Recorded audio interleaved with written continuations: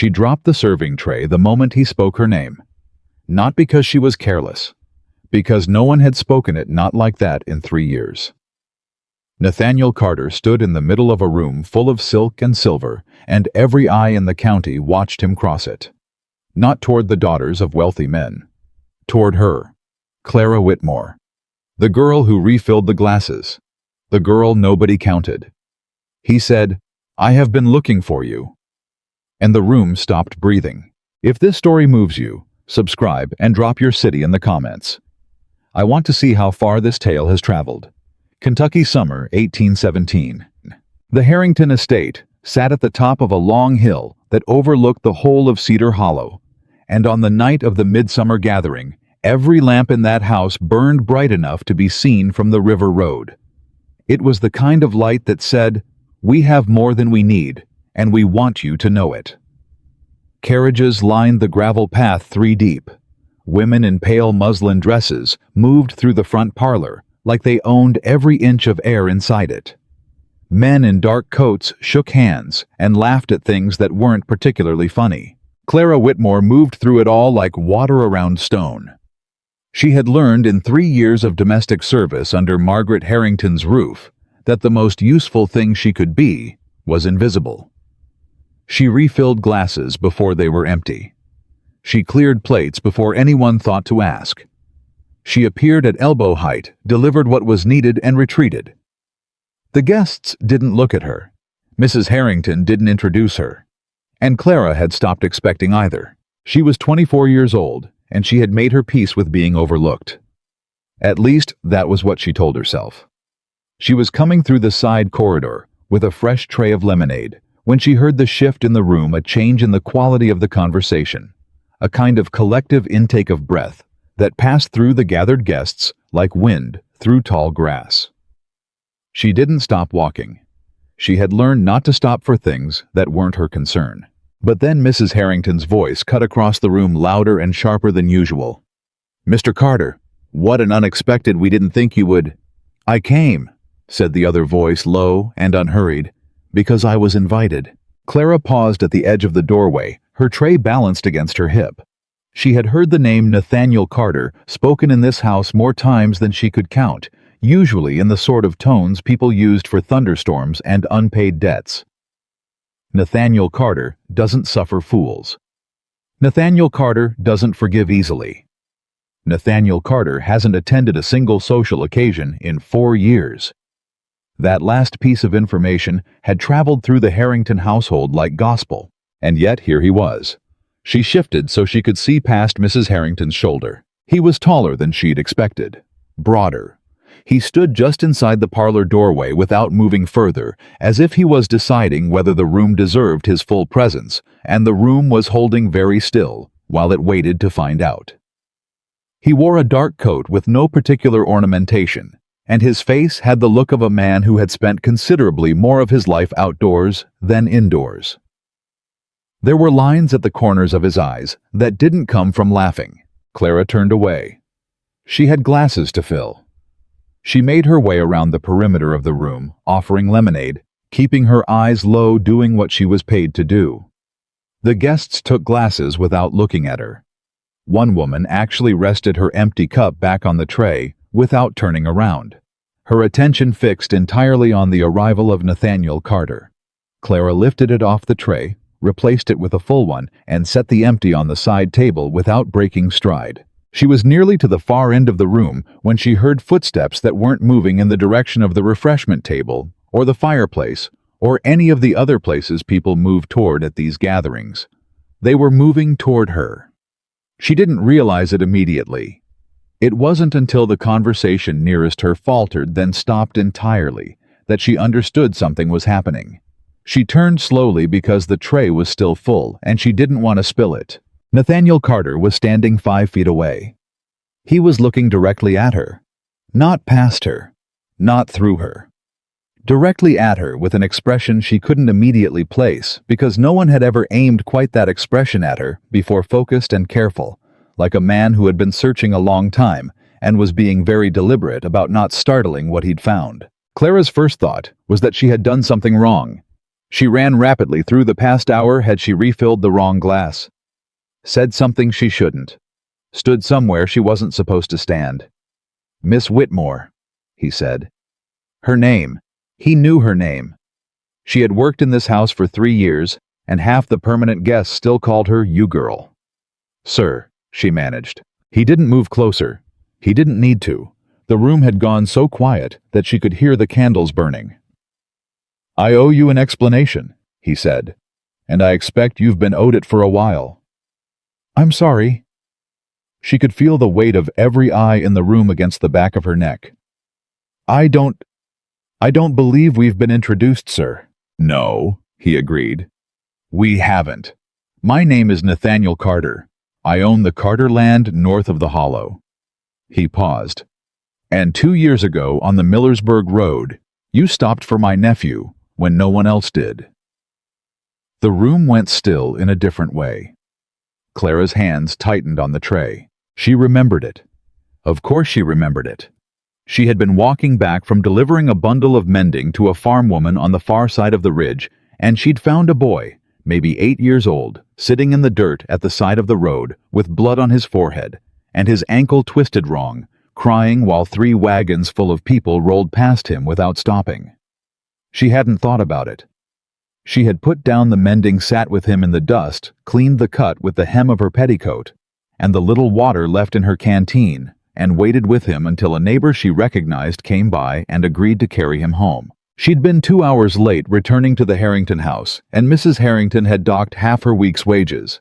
She had never mentioned it to anyone. "That was your nephew," she said slowly. Is he well?" Something moved across Nathaniel Carter's face. It was brief and difficult to read, but it was there. "He's fine," he said. "He's been fine, thanks to you." "I only sat with him." "You sat with him," Nathaniel said, while 4 other people drove past. The silence in the room had taken on a particular texture. Clara could feel it pressing against her skin. She glanced sideways just once and saw Mrs. Harrington's face, tight white, fixed in the expression of a woman who has lost control of a situation and is furious about it. Clara looked back at Nathaniel Carter. "I didn't do anything remarkable," she said carefully. "Anyone would have done the same." "They didn't," he said, very simply, like it was a fact he had examined from every angle and reached a firm conclusion about. "You did." He reached out and took the serving tray from her hands. She released it from pure shock. He turned and set it on the nearest table, and then he turned back to her and said, "Would you walk with me out to the east porch? I'd like to speak with you without an audience." Every single person in the room heard that last word. Several of them flinched. Clara stared at him. She was aware of her plain gray dress. She was aware of the flower she hadn't entirely gotten off her left wrist. She was aware that Margaret Harrington was approximately 10 feet away and had gone the color of old bone. "Mr. Carter," she said, keeping her voice low. "I appreciate I'm grateful that your nephew recovered. Truly. But I'm working tonight. I can't simply—" "Mrs. Harrington." He said it without raising his voice or turning away from Clara. "I'm borrowing Miss Whitmore for 20 minutes. I trust that won't be a problem." It wasn't a question. There was a long pause. Then Mrs. Harrington said in a voice stretched thin over whatever she actually wanted to say, "Of course not, Mr. Carter." Clara looked at the tray he had taken from her hands. She looked at the room full of people watching her. She looked at Nathaniel Carter, who was watching her with a patience that suggested he had absolutely nowhere else to be, and all the time in the world. She said very quietly, "All right." God. The east porch ran the full length of the Harrington house and looked out over the kitchen garden. There was a bench along the far railing that nobody used because it was too far from the music, and Nathaniel Carter led her to it and didn't sit until she did. That small gesture, waiting for her to sit first, landed somewhere in Clara's chest in a way she couldn't account for. She folded her hands in her lap and waited. He stood for a moment with his back to her, looking out over the dark garden, and then he turned and sat at the opposite end of the bench, leaving a proper distance between them. I expect that was uncomfortable, he said. I expect it was more uncomfortable for Mrs. Harrington than for me, Clara said, before she thought better of it. He looked at her. You say what you think. When it's true, she said, then, I'm sorry. I shouldn't. Don't apologize, he said. I'd rather have the truth than the version people think I want to hear. She studied her hands. What is it you want to speak to me about, Mr. Carter? I've been looking for you for 2 years, he said. I don't mean that in an alarming way. I simply mean, I didn't know your name. I didn't know who you were. I knew a woman in a gray dress had stopped for my nephew when 4 other people hadn't, and I knew I wanted to thank her. It took me 2 years to find out who she was. 2 years, Clara said slowly. Why so long? Because the boy didn't know your name either, and the people in the wagons who passed by weren't inclined to help me figure out who'd stayed. He paused. I only found out last month. Someone at the feed store mentioned the Harringtons' hired girl and the way they said it. He stopped. The way they said it, Clara repeated. He looked at her steadily. Like you were the least important person in the county. The words were quiet, not cruel, just accurate, and he said them the way a man says something true that he finds unacceptable. Clara looked away. Most people would say that's about right. Most people are wrong. She didn't say anything for a moment. Outside, the sound of fiddle music drifted through the porch doors. Someone had started playing in the parlor.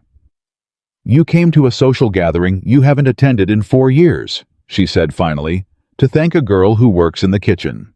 Yes. That's... She searched for the right word and couldn't find one that fit. That's a considerable effort. You did a considerable thing. Mr. Carter. She turned to face him directly. I sat in the dirt with a child for 20 minutes. I didn't fight off outlaws. I didn't pull him from a burning building. I stayed. Miss Whitmore. His voice was very even. Do you know how many people in this world can't manage to stay? She had no answer for that. He didn't push. He sat quietly while the fiddle music played and the night air moved through the garden, and somewhere behind the closed parlor doors, a small drama was certainly unfolding involving Mrs. Harrington and several curious neighbors. Clara was aware that she would pay for this later. She was aware that appearing on a porch alone with Nathaniel Carter would be the most interesting thing that had happened to anyone at this party, and that interest was never particularly kind when it was directed at a hired girl. She was also aware, sitting on this bench in the warm dark, that this was the first time in 3 years that anyone had spoken to her like she mattered. She pushed that thought away. It was the kind of thought that caused trouble. I should go back in, she said. I know. He stood when she did, which again disarmed her with its simple courtesy. I'd like to call on you, Miss Whitmore, if that's acceptable. She stared at him. Call on me, she repeated. Yes. I'm a hired girl. I know what you are. Mr. Carter. Nathaniel, he said. Mr. Carter, she repeated firmly. I appreciate the kindness, truly. But whatever you're thinking, I want you to understand that I'm not. I'm not the kind of woman who... She stopped because she couldn't find an ending for that sentence that didn't sound like she was apologizing for her own existence. He waited. She started again. People like me don't get called on. People like me aren't suitable for whatever this is. And I think you probably know that. I know what other people think suitable means, he said. I don't put a great deal of stock in their opinions. You'll have to, she said. You have a business here, a reputation. People trust you with things because of who you are, and who you are is connected to what you do and who you associate with. And if you start associating with Miss Whitmore? He said her name quietly just once, and it stopped her. I'm not asking you to make a decision tonight. I'm asking if I may call on you. She looked at him for a long moment in the dark. Why? She asked. Not challenging, genuinely asking. You've thanked me. You found me. You said your piece, you thanked me properly. Why is there more? He was quiet for a moment. Because, he said, I've spent a very long time surrounded by people who want something from me. And in 2 years of wondering who you were, I've thought about the fact that you didn't know I was watching. You didn't help that boy because of who his uncle was. You didn't stay because you expected anything in return. He paused. I can count the people in my life I can say that about. On one hand, Miss Whitmore, and I'd still have fingers left over. The fiddle music had shifted to something slower. Inside the house, she could hear voices moving toward the back of the parlor. Clara thought about the dock and her wages. She thought about 3 years of gray dresses and invisible corners and plates cleared before anyone asked. She thought about the night she'd found a child bleeding in the road and not one person had stopped, and how that had felt like confirmation of something she'd suspected about the world. She thought about how it felt to have someone say, I saw you. I remembered. I came back. Thursday, she said. I have Thursday afternoons. Something that might have been relief, or might have been the particular expression of a man who has been patient for a very long time, moved across his face. Thursday, he said. She picked up the serving tray on her way back through the door without being asked, and she didn't look back. She told herself it meant nothing. She told herself this every day from Sunday to Thursday with the particular determination of a woman who has learned that hope is expensive and she can't afford the cost. She went about her work. She scrubbed the floors and laundered the linens and stood silent in the background at Mrs. Harrington's Tuesday tea and listened to 4 women dissect the events of Saturday night with the focused energy of surgeons. Nathaniel Carter, said a woman named Louise Packard, who had a daughter of marriageable age and had clearly been calculating returns on Saturday's gathering. Walking a servant girl onto the porch in front of everyone. She tripped, apparently, said another woman. He helped her. She didn't trip, said Mrs. Harrington in a tone that could have frozen the Licking River. He sought her out, deliberately. He knew her name. A pause. But why? That, said Mrs. Harrington, is precisely what I intend to find out. Clara poured the tea and said nothing and kept her eyes on the pot. Thursday came. She was in the kitchen garden with a basket of green beans when she heard the front gate, and she made herself finish the row she was working before she stood up and turned around. Nathaniel Carter was standing at the garden gate in a clean coat hat in hand, looking like a man who had considered his appearance carefully enough to be presentable, but not carefully enough to seem like he was trying to impress anyone. It struck her as exactly the right calibration, and she distrusted herself for noticing. Miss Whitmore, he said. Mr. Carter. He opened the gate, and she did not step back, and he came to stand near her in the garden, with his hat still in his hands. He looked at the basket. Can I help? She laughed before she could stop it. It was a short sound, surprised out of her, and she pressed her lips together quickly. But he didn't look offended. He looked, if anything, like the sound had done something to him. You want to pick green beans, she said. I want to be where you are, he said simply with no particular drama. If green beans are involved, I can manage green beans. She handed him the basket. They worked down the row together, and he was not graceless at it. He knew which beans were ready. He snapped them clean. He didn't leave the broken ones in the basket. The silence between them was not uncomfortable, which she found more unsettling than words would have been. You grew up on a farm, she said. My father's land in Virginia, before the Carter land. What happened to Virginia? A pause. My wife's family was from here. After she passed, I couldn't sell the house, but I couldn't stay in it either.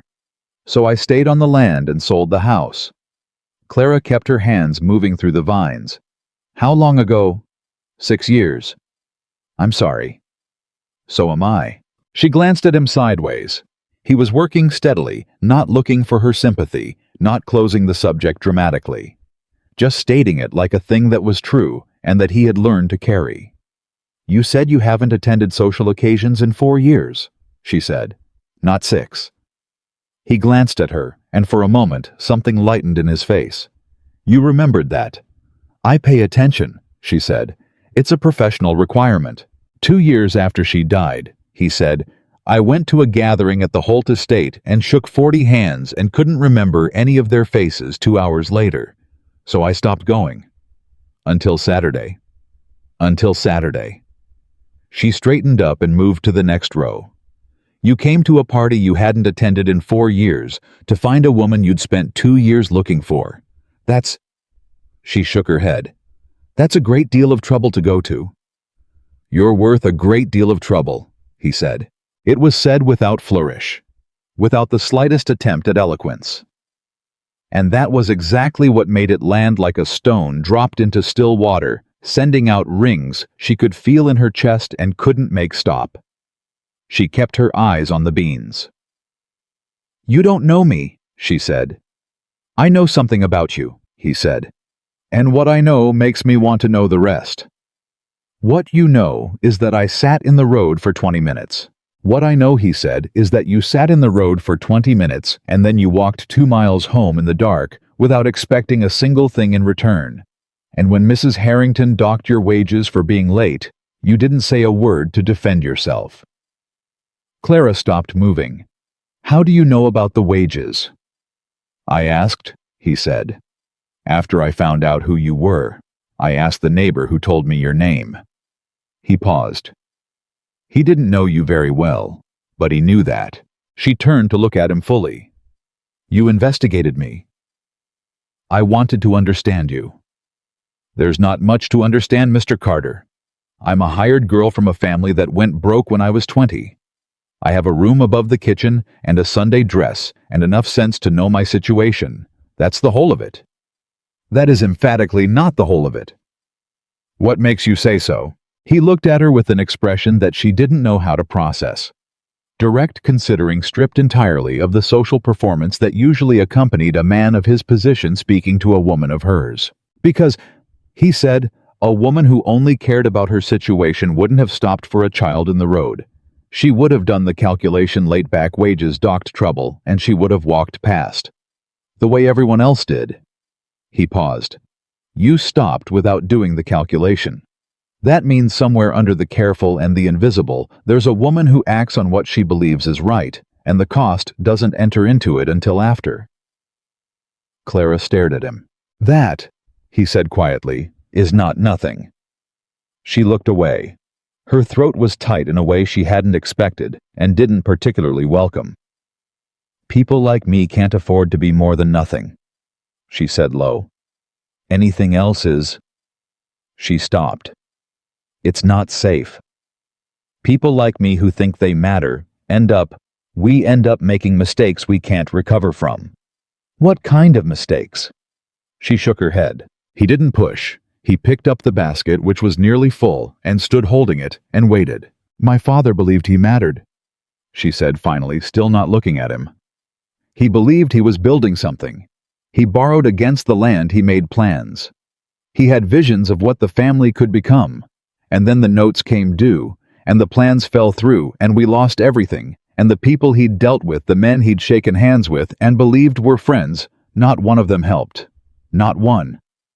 She pressed her lips together. He died believing he'd failed us. He spent his last 2 years apologizing for thinking he was worth more than he was. The garden was very quiet. That's what happened to him, Nathaniel said carefully. What happened to you? She finally looked at him. I learned, she said, that the safest thing is to take up as little space as possible, and need as little as possible, and never ever let yourself think you're owed anything more than what you already have. He held her gaze for a long moment. That's a very disciplined way to live, he said. It works. Does it? She looked back at the garden. Most days, she said. He set the basket down on the garden wall and turned to face her fully. Miss Whitmore, he said.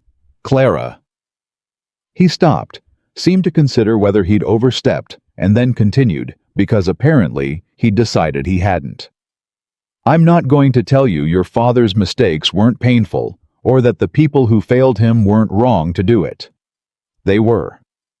And I'm not going to tell you that thinking small has never protected anyone, because sometimes it has.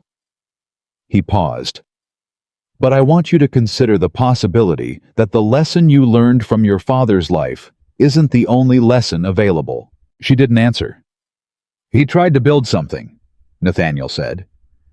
"He was wrong about who would help him. He made choices that didn't work out. But the trying wasn't the failure, Clara. The trying was him believing he was worth something. And the people who didn't help, that's on them, not on him, not on you." Something in her chest cracked just slightly along a fault line she'd thought was sealed. She turned away because she didn't want him to see her face. "You should come back next Thursday," she said to the garden, to the green beans, to the last light sitting warm on the kitchen wall. Behind her, she heard him pick up the basket. "I'll be here," he said. He was. And the Thursday after that, and the one after that. And by the fourth Thursday, the whole of Cedar Hollow knew that Nathaniel Carter was calling on the Harrington hired girl. And the town had a great deal to say about it, and Clara Whitmore heard most of it and said nothing at all.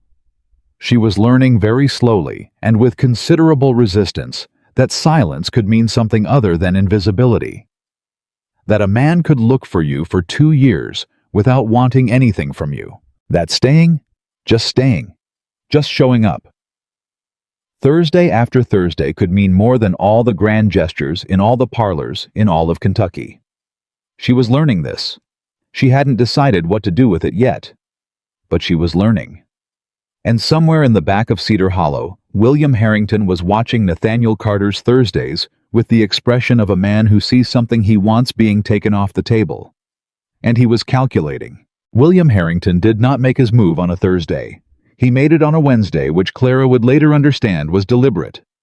He came to the house in the early afternoon when the other servants were out at the market, and Mrs. Harrington was visiting her sister in town, and he walked through the front door like a man who owned everything inside it, which in the ways that mattered most in Cedar Hollow, he very nearly did. Clara was in the back parlor re-hemming a curtain panel when she heard his boots on the floorboards. She didn't look up immediately. She had learned that looking up too quickly gave men like William Harrington the impression that their arrival was an event worth pausing for. "Miss Whitmore," he said. She set down the needle and looked up. William Harrington was a large man, not in height, but in the way he occupied space. The way wealthy men sometimes did when they had spent enough years being accommodated, that accommodation had started to feel like physics.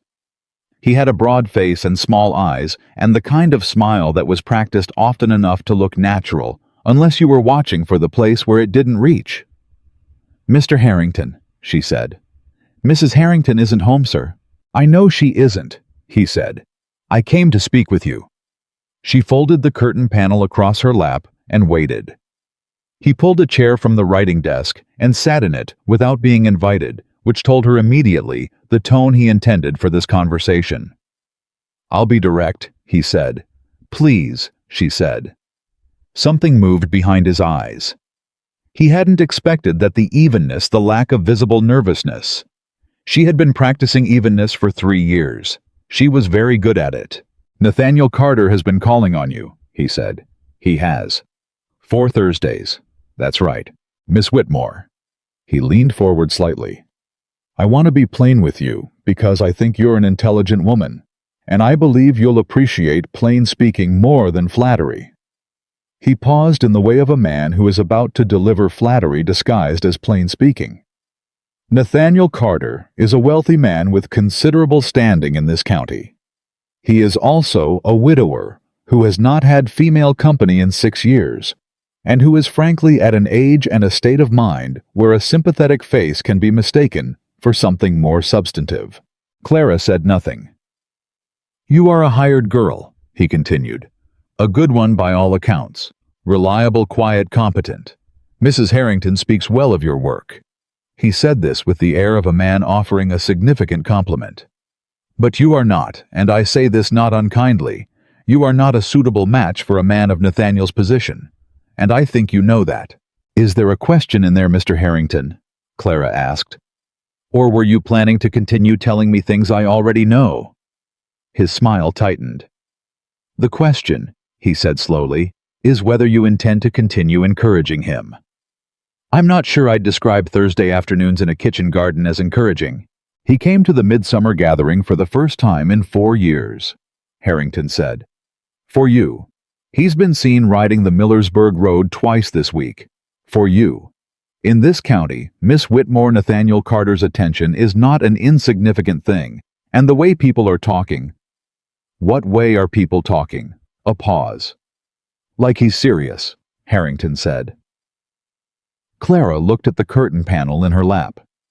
She smoothed a fold that didn't need smoothing. And that concerns you, she said. It concerns me because Nathaniel is not thinking clearly. He stood up, which was meant to make the conversation feel concluded. He's a man acting on sentiment rather than sense, and sentiment is a poor foundation for decisions of this magnitude. I have his interests at heart, Miss Whitmore. I have always had his interests at heart. And his interests are not served by... He gestured at her at the curtain at the back parlor, a sweep of his hand that encompassed everything she was and everything she wasn't. By this, Clara stood up too. She was shorter than him by several inches, and she had no wealth and no name, and no leverage of any kind. And she looked at William Harrington with the particular calm that comes not from feeling safe, but from having very little left to lose. Mr. Harrington, she said, I appreciate that you've been direct, so I'll be direct in return. She folded the curtain panel neatly over the chair back. Nathaniel Carter is a grown man.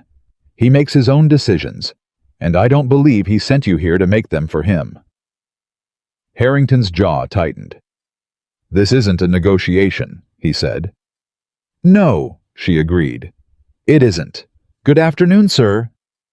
She picked up her sewing basket and walked out of the parlor. Behind her, she heard him stand very still for a long moment. Then she heard his boots on the floorboards again, moving toward the front door. Slow. Deliberate. She stood in the kitchen with her hands flat on the work table and breathed.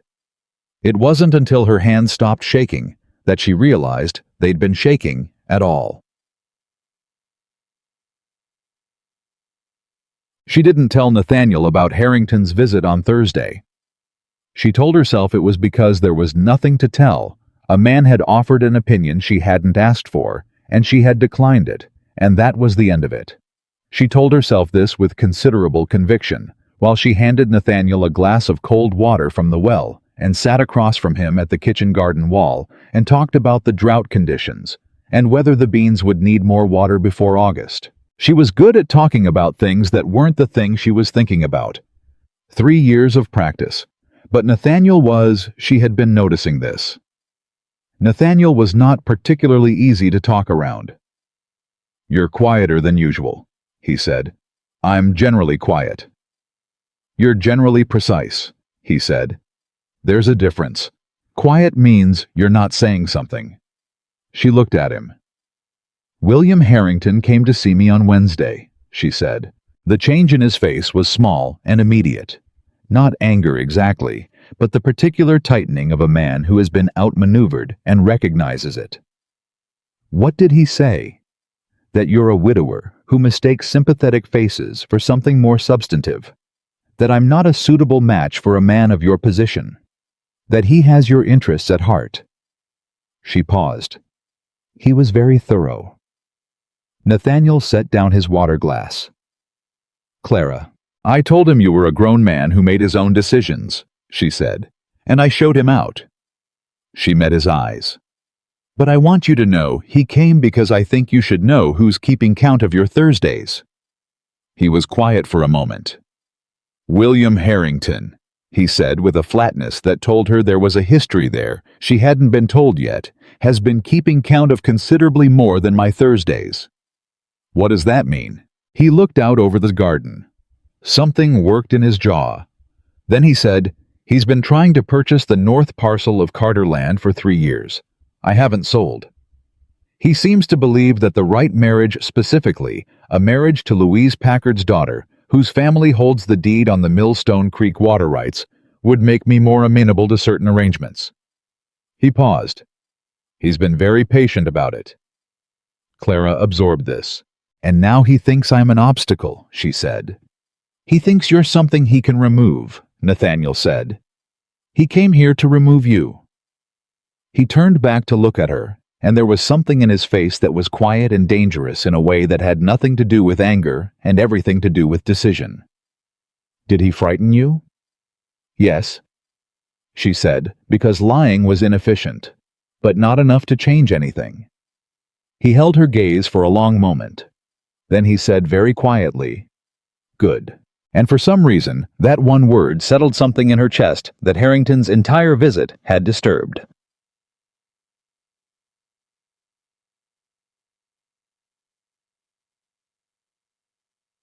The talk in Cedar Hollow picked up speed the way fire does when the wind shifts. Clara heard it in fragments, the way hired girls always hear things through kitchen doors and around the corners of hallways in the pauses between one task and the next. She heard it from the market women who stopped their conversations when she approached and resumed them slightly too loudly once she passed. She heard it from Mrs. Harrington, who had developed a new habit of looking at Clara with an expression somewhere between speculation and something that might have been pity, which Clara found more uncomfortable than contempt. She heard it most sharply from a girl named Dottie Marsh, who worked in the Packard kitchen, and who had the kind of honesty that comes from having no particular stake in being kind. They met at the well on a Tuesday morning, and Dottie looked at Clara with the frank assessment of a woman who has already decided to say what she's going to say. "They're talking about you at the Packard house," Dottie said. "I imagine they are. Mrs. Packard says you've put ideas in Nathaniel Carter's head." Dottie let out the rope and the bucket descended. "She says a girl from a bankrupt family with no prospects has no business taking up a man's attention when there are respectable women available." "She's not wrong about the respectable women," Clara said. "She's wrong about the rest," Dottie said bluntly. "My opinion for what it's worth, which isn't much being as I'm also a kitchen girl." She hauled the bucket up. "But for what it's worth, I've watched how people treat you at market for 2 years, Clara Whitmore, and I've watched how you treat people back, and I know which one of you I'd rather have as a neighbor." Clara took the full bucket and handed over the empty one. "Thank you, Dottie." "Don't thank me." Dottie dropped the empty bucket over the side. "Just be careful. Mrs. Packard is the kind of woman who turns talk into action when she thinks her daughter's interests are at stake, and she's got William Harrington's ear." A pause. "And Harrington has everybody else's."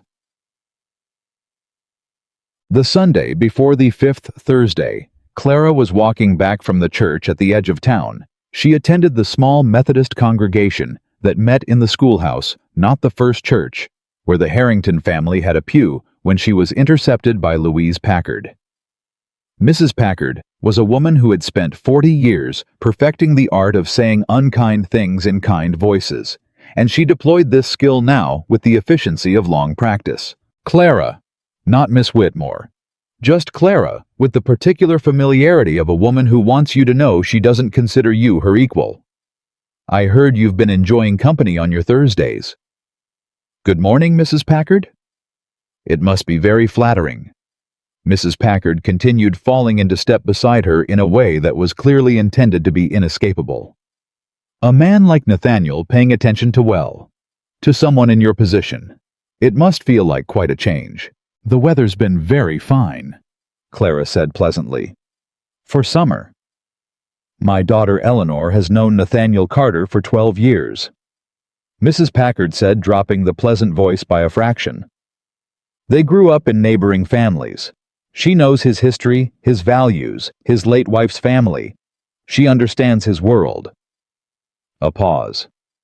"You understand, and I don't mean this cruelly, I truly don't. You understand a kitchen garden." Clara stopped walking. Mrs. Packard stopped too, because Clara had stopped, not because she'd intended to. Clara turned to face her fully. "Mrs. Packard," she said, "I appreciate that you care about your daughter. I think that's reasonable. But I'm not going to discuss Nathaniel Carter with you on a public road, and I'm not going to agree with your assessment of what I understand." She kept her voice level and her eyes steady. "Have a good Sunday, ma'am." She walked away. She could feel Louise Packard's gaze against her shoulder blades all the way to the bend in the road, and she did not look back, and her spine did not curve by so much as a fraction. But her hands were shaking again. She was getting very tired of her hands shaking. She told Nathaniel about it on Thursday. Not immediately, she waited until they were halfway through the afternoon, sitting on the bench along the kitchen garden wall, with the last of the day's heat pressing down around them, because she had learned by now that Nathaniel did not need to be eased into difficult information.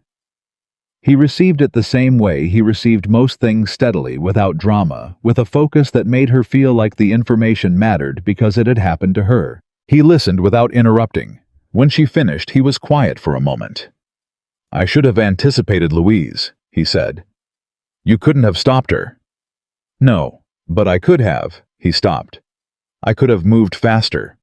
She looked at him sideways. "Faster how?" "I don't want you absorbing the weight of other people's objections while I take my time," he said. "That's not fair to you." "I can handle objections." "You shouldn't have to handle them alone." She turned that over for a moment. It was a small statement, practically spoken, no particular flourish. And yet it sat in her chest, the way his words had a habit of sitting, like they'd filled a space she'd stopped expecting to be filled. "What would moving faster look like?" she asked carefully. He looked at her. Directly, openly, without apology. "It would look like me telling you that I'm not calling on you out of sentiment, or loneliness, or some misplaced gratitude for what you did on the Millersburg Road," he said. "I was lonely long before I met you, and I'll tell you plainly that lonely is a very different feeling from this." He paused. "I'm calling on you because you are the most genuinely good person I have encountered in a considerable number of years, and being near you makes me feel like a better version of myself, and I am old enough and I have lost enough that I am done pretending those things don't matter." Clara looked at the kitchen garden. A long moment passed. "That's a great deal to say on a Thursday afternoon," she said very quietly. "I've been thinking it for 5 Thursdays, he said. "I didn't want to say it before you were ready to hear it." "What makes you think I'm ready now?" "You're still sitting here," he said. She was. She pressed her hands flat on the bench on either side of her, and looked at the kitchen garden, and thought about her father, who had believed in things and lost everything. She thought about 3 years of invisible corners and docked wages, and Louise Packard's voice on a Sunday road. She thought about what it had cost her to take up as little space as possible, and whether the economy had actually been worth it. "Nathaniel," she said. It was the first time she'd used his given name without catching herself on it. "I need you to understand something." "All right. I am not afraid of William Harrington," she said. "I'm not afraid of Louise Packard. I'm not afraid of the talking." She paused.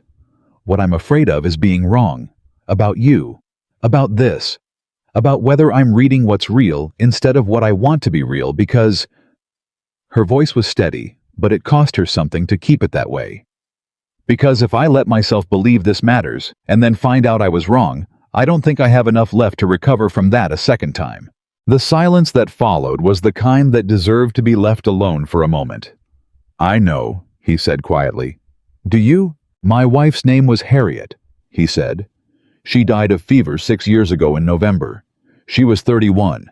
We'd been married 7 years, and I spent 2 of them away on business. I told myself was necessary, and when I came home to a house that didn't have her in it anymore, I spent a long time thinking about those 2 years." He stopped. The thing about losing someone is that it doesn't just take them. It takes your willingness to try again. Because trying again means accepting the possibility of losing again, and some losses— He shook his head. "Some losses redefine what you can stand." Clara looked at him. "I'm not asking you to decide anything today," he said. "I'm not asking you to trust something you're not sure of. I'm only asking you to keep sitting here on Thursdays and let me be someone you can test." He paused. "That's all. Take whatever time you need." She held his gaze for a long moment. "You're a very patient man," she said. "I've learned," he said, "that the things worth having require it." What she didn't tell him, what she didn't tell anyone because there was no one to tell, was that the fear wasn't only about being wrong about Nathaniel. The deeper fear was something she examined in the dark of her room above the kitchen on the nights when the summer heat made sleep impossible. She lay on her narrow bed and looked at the ceiling and turned it over carefully. The way you turn something fragile to find its weakest point before it breaks. The fear was this, that she was in some fundamental way not equipped for the kind of life he was quietly gesturing toward. Not because she lacked intelligence or capability, she knew her own competencies with the clear-eyed practicality of a woman who'd had to know them to survive. She could manage a household. She could keep accounts. She could read and write better than half the men in Cedar Hollow, which was a fact she had learned to keep very quiet about. No. The fear was that she had spent 3 years carefully removing herself from the category of people who deserved to take up space, and that removal had done something to her architecture. That the bones of her sense of herself had reset wrong, the way a broken bone sets wrong when it isn't tended, and that even if someone offered her space, even if Nathaniel Carter in good faith and full sincerity opened a door and stood back and said, "This is yours," she would walk through it sideways, apologizing, half convinced she was trespassing. That was the thing she was most afraid of. Not him failing her, herself failing the chance.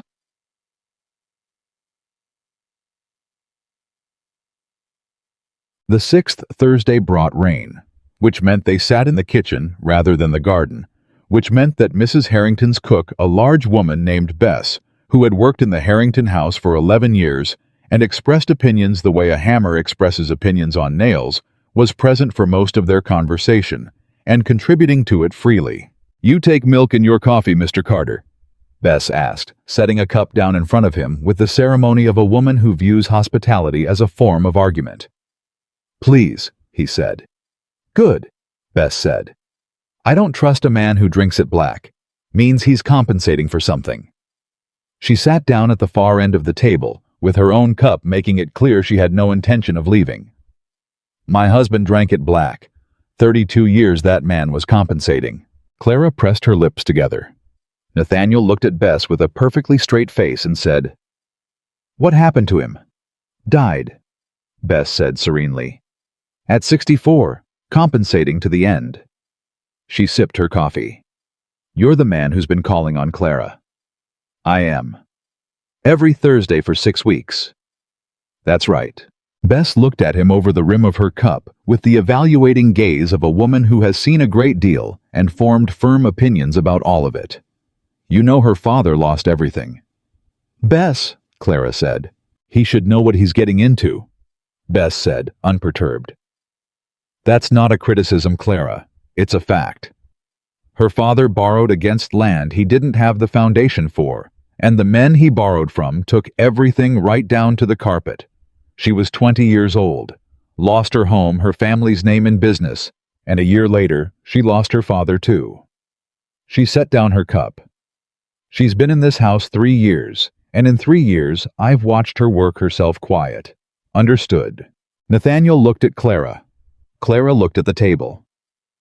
"I understand," he said. "Do you understand?" Bess continued in the tone of a woman who will determine this for herself.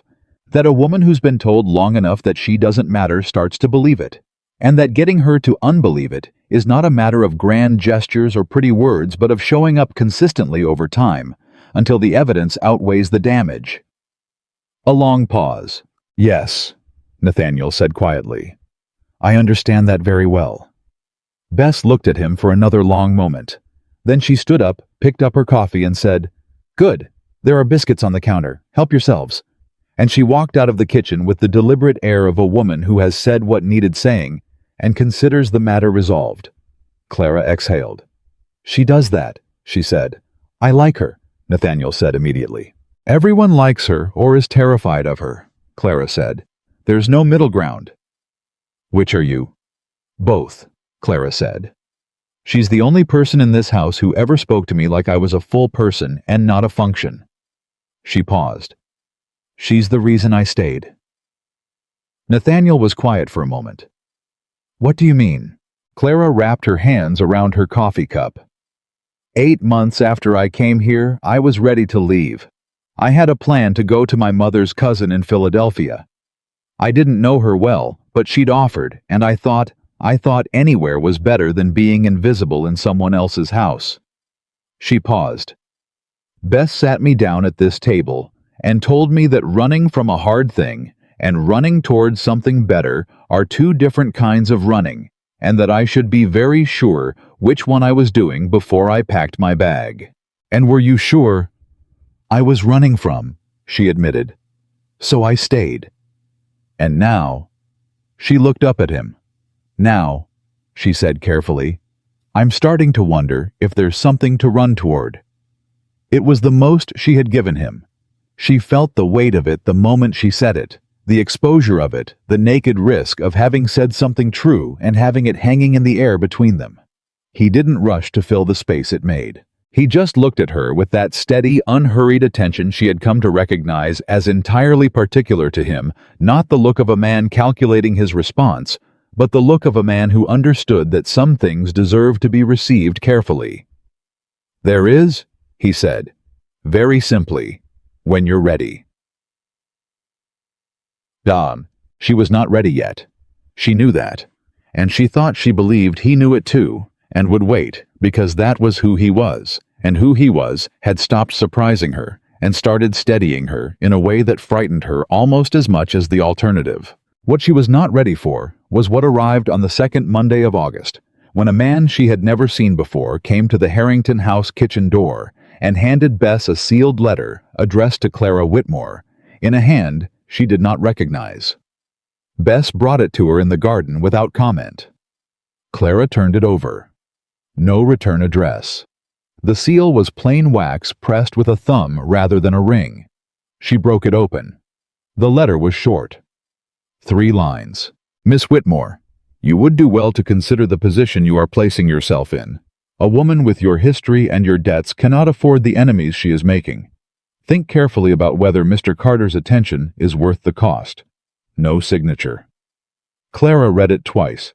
Then she folded it carefully and put it in her apron pocket and went back to the beans. She did not shake. Not this time. Something had shifted, quiet and decisive, somewhere under the fear. It had the feeling of a thing that had been deciding for a long time and had finally finished. She thought about her father, who had tried and failed, and apologized for trying. She thought about 3 years of invisible corners. She thought about Nathaniel Carter, standing in a room full of silk and silver, and walking across it toward her. She thought about what Bess had said. Running from a hard thing and running toward something better are two different kinds of running. She put her hand in her apron pocket and felt the letter between her fingers. She was not running from anything, and someone, William Harrington, or Louise Packard, or some instrument of one or the other, had made an error. They had looked at a woman they believed could be frightened into retreat, and they had sent her a threat, and in doing so, they had answered the question she had been asking herself for 6 Thursdays. Whether she was ready. The answer she found standing in a kitchen garden in the summer heat of 1817 was yes. She was ready, and somewhere across the hollow, William Harrington was making his next move. She didn't know yet what it would be. She only knew that when it came, she would not be in a small gray corner waiting for it to pass over her. She would be standing in the open, and she would not step back. The letter sat in Clara's apron pocket for 2 days before she told Nathaniel about it. Not because she was afraid to tell him. She had moved past that particular brand of fear sometime between reading the letter the second time and going back to the garden beans. She told herself she was waiting for the right moment, but the truth, and she had made a private covenant with herself about the truth. The truth was that she wanted to be sure of what she saw in his face when she handed it to him. She wanted to watch him read it and know from the reading whether she had been right about who he was. She handed it to him on the 7th Thursday without preamble. Just took it out of her pocket and set it on the garden wall between them. He picked it up and read it. His face didn't change while he read. That was the first thing she noticed. No flush of anger, no tightening of the jaw, no performance of outrage on her behalf. He read it the way he did most things, with complete attention and no waste of expression. Then he folded it and set it back on the wall. "How long ago did this come?" he asked. "Monday." "You've been carrying it 2 days. I wanted to be sure what I thought about it before I showed you." "And what do you think about it?" She met his eyes. "I think someone is frightened enough of what's happening between us to threaten a hired girl anonymously. And I think a person who needs to work that hard to stop something doesn't actually have the power to stop it." He was quiet for a moment. "That's a very clear-eyed reading," he said. "I've had 2 days." He picked up the letter again and looked at it, not reading, just holding it. "I know the hand," he said. She stared at him. "You know who wrote it?" "I believe so." He set it down. "There's a clerk who works for William Harrington, a man named Selby. He does Harrington's correspondence when Harrington doesn't want his name attached to it." He paused. "I've seen documents in Selby's hand before, legal papers mostly. This looks like the same." "So it's Harrington."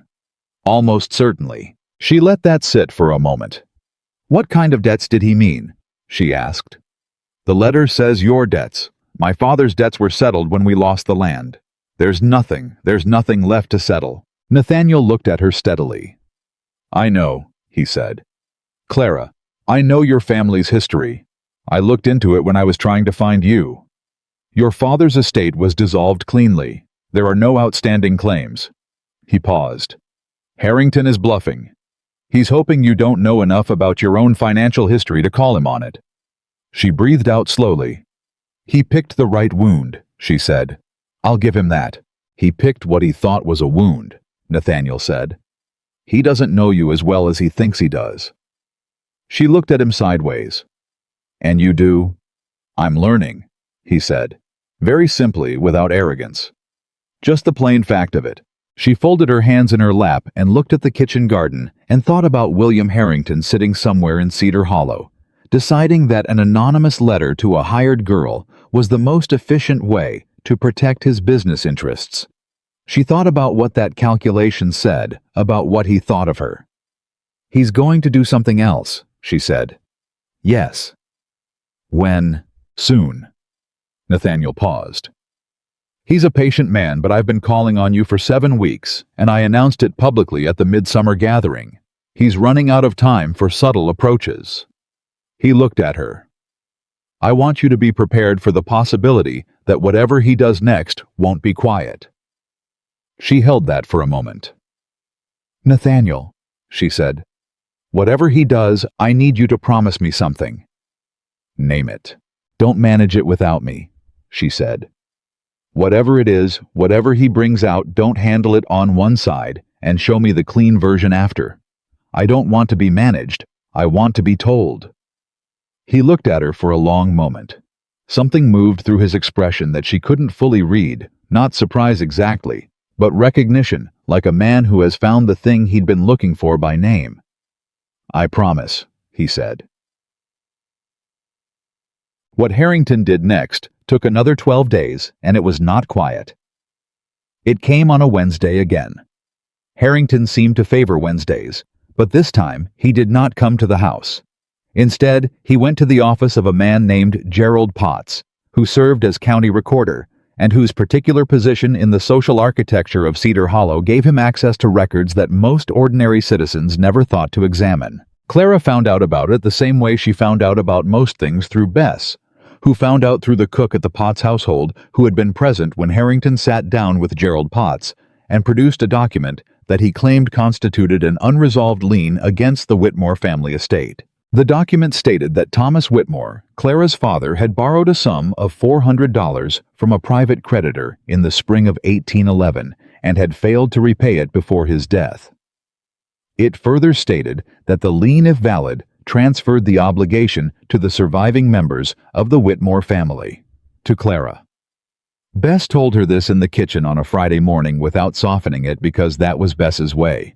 Clara sat very still at the kitchen table and felt something cold move through her that had nothing to do with the temperature.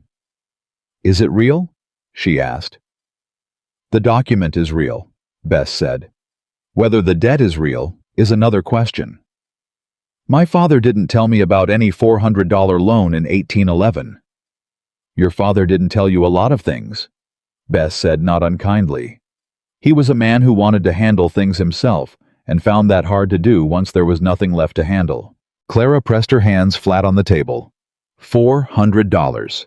In 1817, on a hired girl's wages, $400 might as well have been $4,000. It was 3 years of her work stripped away. It was an anchor that would keep her exactly where she was, in Mrs. Harrington's back parlor, repairing curtains for the rest of her working life. "Does Nathaniel know?" she asked. "I don't know what Nathaniel knows," Bess said. "But you're going to tell him." "I'm going to tell him," Clara agreed. She sent word through a neighbor boy that she needed to speak with him before Thursday, and he came the next morning. She met him at the garden gate, and she didn't wait for pleasantries. "William Harrington has produced a document," she said. "He claims my father owed a debt of $400 that transferred to me on my father's death. He's taken it to Gerald Potts." Nathaniel went very still. "When did this happen?" "Wednesday. I found out yesterday." "Do you know the name of the creditor on the document?" Bess didn't have that detail. He was quiet for a moment, and she could see him thinking not with visible alarm, but with the focused deliberateness of a man who has dealt with legal complications before and knows what questions to ask first. "Come inside," she said. They sat at the kitchen table with Bess making pointed efforts to be present at the stove, and Nathaniel looked at Clara with the steady attention that she had come to rely on, in a way that frightened her a little, because relying on things had a cost when they disappeared. "I need to see the document," he said. "How? Gerald Potts owes me a professional courtesy. He'll let me view what's been submitted." He paused. "But Clara, I want to be honest with you about something before I do." "All right." "There's a chance," he said carefully, "that the debt is genuine." The kitchen went quiet except for Bess and the stove. Clara looked at him. "You think my father might have taken a loan he didn't tell me about?" "I think your father was a man under considerable financial pressure in 1811, Nathaniel said. "And I think men under that kind of pressure sometimes make arrangements they're not proud of and don't tell their children because they're hoping to fix it before the children need to know." He paused. "I'm not saying the document is real. I'm saying I want you to be prepared for the possibility." Something shifted in her face that she couldn't prevent. It was brief, and she pulled it back quickly, but not quickly enough. She could tell from the way his expression changed that he had seen it. "My father," she said slowly and evenly, "was not a dishonest man." "No," Nathaniel said immediately. "I didn't say that. Borrowing money isn't dishonest. Hiding it from your children because you're ashamed is human." She looked away. It wasn't the debt that cut her. It was the image of her father, a man she had eulogized in her own heart as a dreamer who tried and was failed by people who should have helped him, suddenly complicated. Suddenly carrying a secret she hadn't known about. It was the particular grief of finding out that someone you loved was more complicated than the version of them you'd been keeping safe.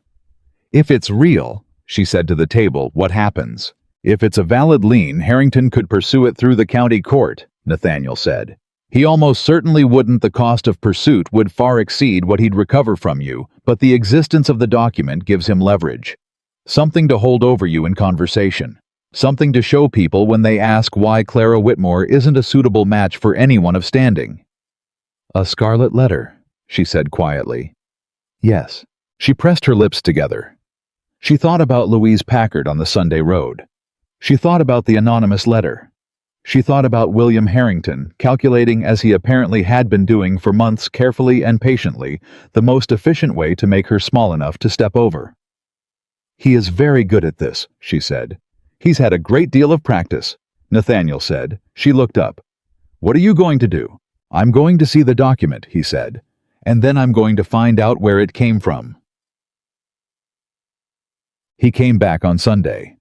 She was in the church garden after the service when she heard the horse on the road, and she turned to find him dismounting at the gate with an expression she hadn't seen on him before. Not angry, but hammered tight, like something was being held in by force of will. She walked to the gate. "What did you find?" she asked. "The document is a forgery," he said. She stared at him. "How do you know?" "Because the creditor named on it is a man named Arthur Venable, who operated a private lending concern out of Frankfurt from 1808 to 1812, he said. and Arthur Venable died in February of 1810, a year before the date on the document. The world went very quiet around her. A dead man, she said. He forged a debt from a dead man. Because a dead man's records are difficult to subpoena and impossible to cross-examine, Nathaniel said.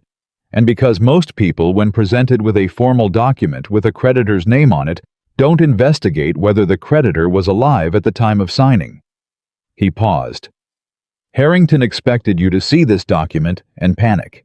He expected you to come to him or to come to me frightened and looking for a way out. And he expected that the noise around the debt would be enough to damage your reputation regardless of whether the claim was ever pursued. Clara stood very still at the garden gate. He manufactured a debt, she said, against a woman who has nothing. Against a dead man. So that he could convince a county full of people that I'm a liability no one should associate with. She stopped. To stop me from seeing you. To stop me from seeing you. Nathaniel agreed. Yes. She looked at him. Nathaniel. Her voice was level, but something underneath it was not. This man filed a forged document with the county recorder. I know. That's not just that it's not social maneuvering, that's a crime. I know that too. What are you going to do? He met her eyes. What I told you I would do. Tell you first. Then decide together. And there it was again, that small, deliberate gesture of inclusion that kept landing in her chest without permission, the together that he said like it was the obvious word and not the one she had been missing for 3 years. She pressed her hand against the gate post. People are going to hear about this before we can correct it, she said. Documents like that, they don't stay in Gerald Potts's office. They travel. They already have, he said quietly. She looked at him. Tell me, she said. Louise Packard hosted a tea yesterday afternoon, he said. Potts's wife was present. The document was discussed. Clara closed her eyes. Just for a moment. Then she opened them. So by now, she said, half of Cedar Hollow believes I'm a woman of bad debt and worse prospects who is attaching herself to a wealthy man out of financial desperation. Yes. And the other half will know by Tuesday. Probably. She breathed in, breathed out. Well, she said, then we don't have very long. He looked at her carefully. What do you mean? I mean that forged documents have paper trails, she said. Somebody made that paper. Somebody wrote that name. Somebody chose Arthur Venable because they knew he was dead, and they had to have known it because they looked into it. Which means somewhere there is a record of someone looking into Arthur Venable's lending history, and that record didn't come from nothing. She met his eyes. Who in Cedar Hollow has access to Frankfurt lending records from 1810? He stared at her. You've been thinking about this, he said, since Friday. Clara. Who? She pressed. He was quiet for a moment. A man with legal connections in Frankfurt, he said slowly. Or a lawyer who does county work. Someone with relationships across the court district. Harrington has a lawyer, she said. He has to. A man with his business interests doesn't operate without one. Thomas Alcott, Nathaniel said. Out of Frankfurt, he's handled Harrington's land transactions for 15 years. And Alcott would have access to old lending records. He would. Then that's where the thread starts, Clara said. You find the thread, you follow it back, you show Gerald Potts what you have, and you correct the record publicly, before the damage sets in any deeper. Nathaniel looked at her for a long moment, with an expression she couldn't entirely categorize. Something layered, something that had surprise underneath it, and something warmer on top of that, and she didn't examine it too closely, because there were more pressing things to manage. You would have made an extraordinary lawyer, he said. I would have made an extraordinary anything if anyone had ever given me the chance, she said plainly. But that's a conversation for another time. How quickly can you get to Frankfurt? 2 days' ride there and back. Then you should go Monday. And while I'm gone, she straightened her spine. I'll be here, she said. Doing what I always do. Working. staying quiet, letting people talk. She paused. And when you come back, we deal with it together. He nodded. Then he said, "You're not frightened." "I'm terrified," she said. "But I'm done letting it show." Yeah. He left Monday morning. He did not tell Clara where he was going beyond Frankfurt, which she understood was deliberate. A man asking questions about a forgery didn't advertise his investigation. He sent word through the neighbor boy before he left 2 words on a piece of paper. "Trust me." She put it in her apron pocket, alongside the memory of the anonymous letter, and went to work. The talk came faster than she'd expected. By Monday afternoon, Mrs. Harrington had received 3 separate callers, who each managed to work the subject of the Whitmore debt into their conversation with the particular skill of people who are pretending to inform rather than gossip. Mrs. Harrington listened to all 3 with the attentiveness of a woman receiving military intelligence, and then she summoned Clara to the front parlor, which she had not done in 3 years. Clara went. Mrs. Harrington was standing by the window. She did not invite Clara to sit. "I assume you're aware," Mrs. Harrington said, "of what's being said." "I'm aware," Clara said. "The document that Mr. Potts received is a forgery," Clara said. Mrs. Harrington blinked. It was a small movement, but on a face that controlled itself as carefully as Margaret Harrington's, it was significant. "That's a serious allegation," she said. "It's a serious document," Clara said. "The creditor named on it died 7 years before the debt was allegedly incurred. Mr. Carter is in Frankfurt verifying it now." A silence. "You told Nathaniel Carter," Mrs. Harrington said slowly. "Of course I told him, Clara." Mrs. Harrington turned from the window, and Clara was surprised to find that her expression was not the one she'd expected. Not the tight proprietary anger of a woman whose household has been made complicated. It was something more careful, almost conflicted. "What are you doing?" Clara looked at her steadily. "I believe I'm defending my father's name against a forged financial document, ma'am." "You know that's not what I mean." "Then what do you mean?" Mrs. Harrington pressed her lips together. "You are a hired girl in my household," she said. "You have been for 3 years. You have been reliable and competent, and I want you to know that I have valued that." She paused. "And now Nathaniel Carter is calling on you, and William Harrington is moving against you, and the whole county is watching my house, and I need to understand what is it that you want, Clara. What is it you actually want?" It was possibly the most direct question anyone in this house had ever asked her. Clara held it for a moment. "I want people to stop deciding what I'm worth without asking me," she said. "I want the work I've done for 3 years to be what it is, honest work done well, and not a mark against me in some calculation I wasn't consulted on." She paused. "And I want Nathaniel Carter to come back from Frankfurt with what he went to find, and I want to stand next to him when he presents it, and I want William Harrington to look me in the face when the document is proven false." Mrs. Harrington stared at her. "That," she said quietly, "is not the answer of a woman who is attaching herself to a wealthy man out of desperation." "No, ma'am," Clara said. "It isn't." Another silence. Then Mrs. Harrington said in a voice that had shifted by some fraction of a degree, "You may go back to your work." Clara turned to leave. "Clara," Mrs. Harrington said it to the window. "If Nathaniel Carter comes back from Frankfurt with proof of what you've said, I want to know." Clara paused at the door. "You'll know," she said. He came back Thursday. He came to the house at midday, not waiting for the afternoon, and he had a leather document case under his arm and the look of a man who has been riding hard and eating poorly and has no attention left for anything except the thing he came back to do. Bess let him in the front door, which was unprecedented, and called for Clara without being asked. Clara came from the back of the house and found him standing in the front hallway, and she looked at his face and said, "You found it." "I found it," he said. They went to the kitchen. Bess stayed. He opened the document case and spread 3 sheets of paper on the table, one of them a letter, 2 of them, what appeared to be transcribed court records. "Arthur Venable died February 14, 1810, he said. Here, this is the death record from the Franklin County Register." He pointed. His lending concern was dissolved by his widow in March of 1810. All outstanding loans were recalled and settled by the end of that year.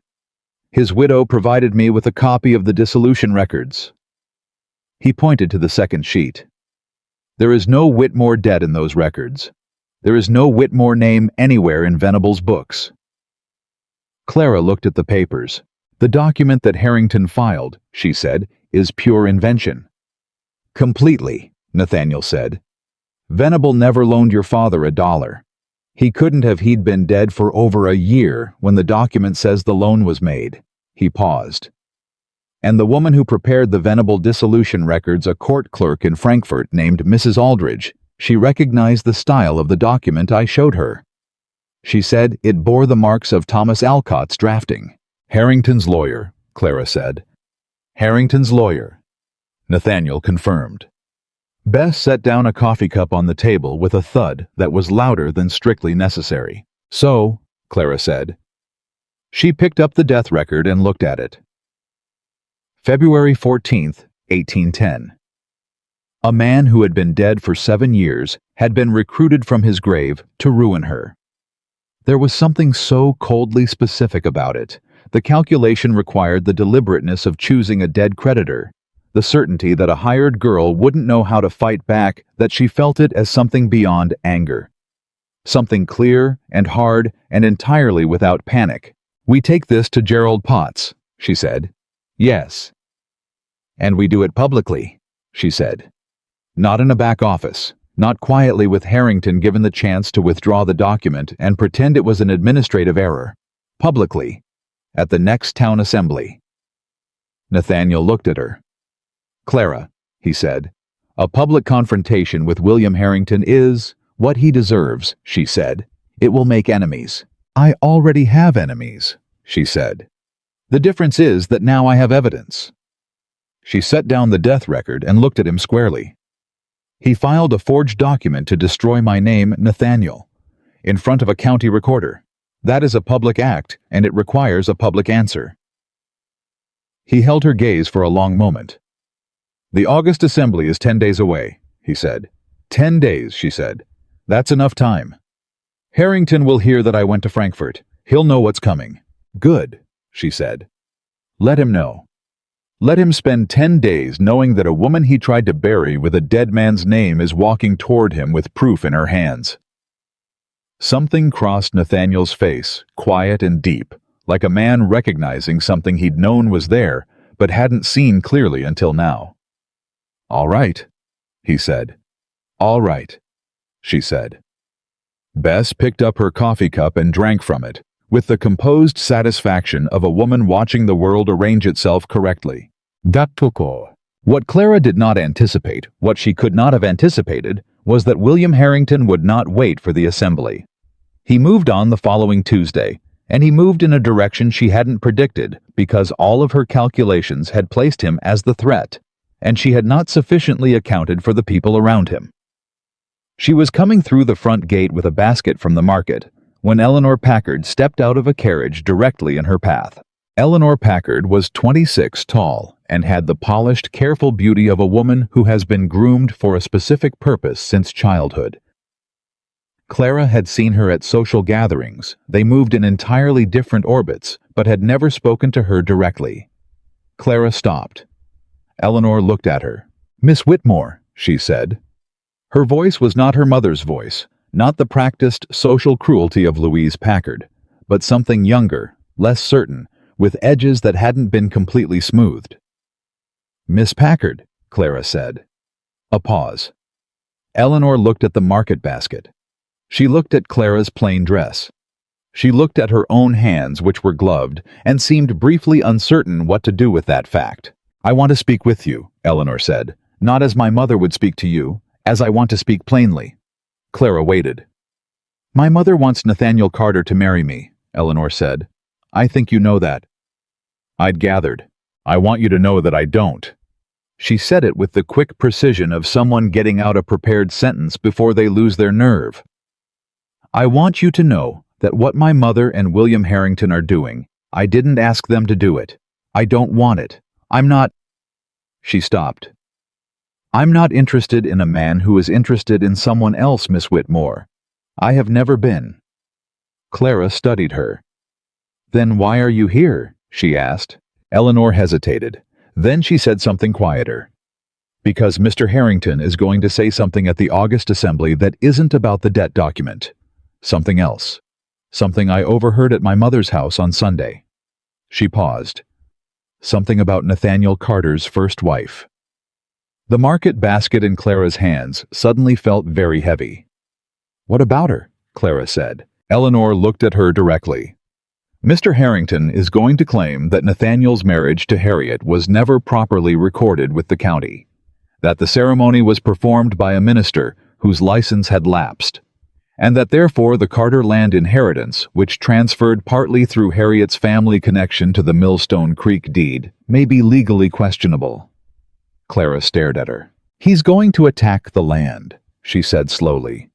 "Not just my reputation. He's going to use the assembly to put the Carter inheritance itself in question."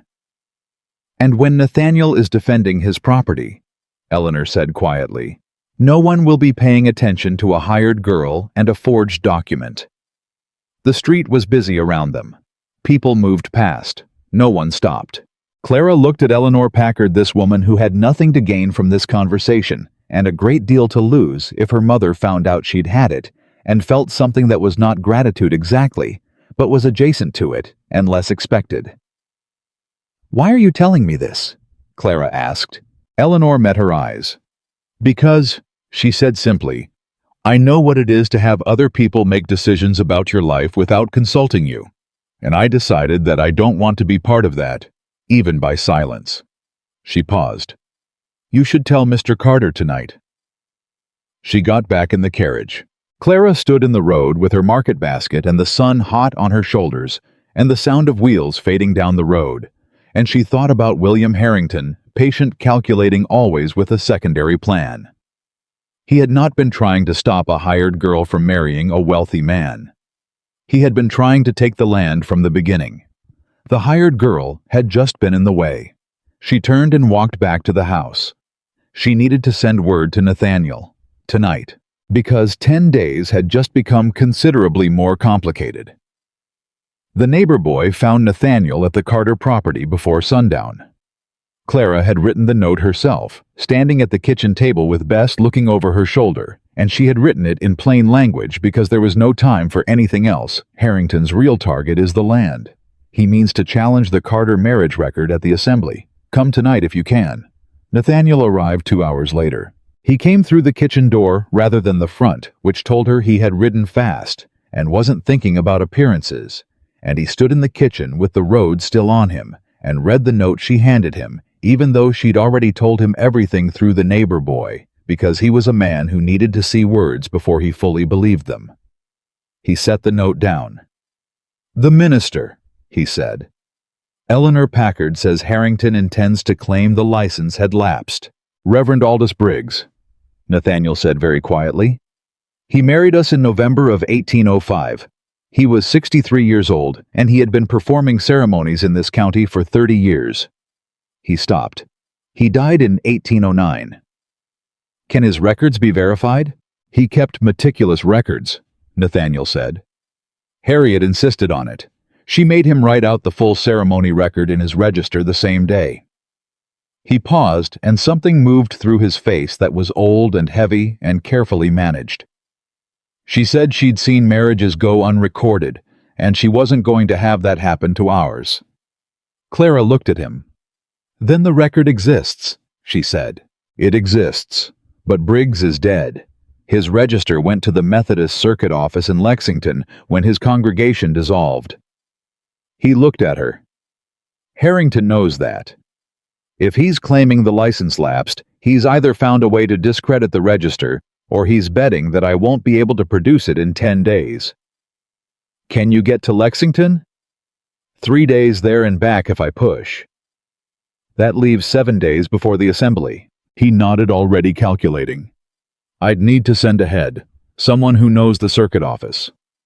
"Do you have someone—" There's a man named Reverend Cass in Lexington who knew Briggs personally.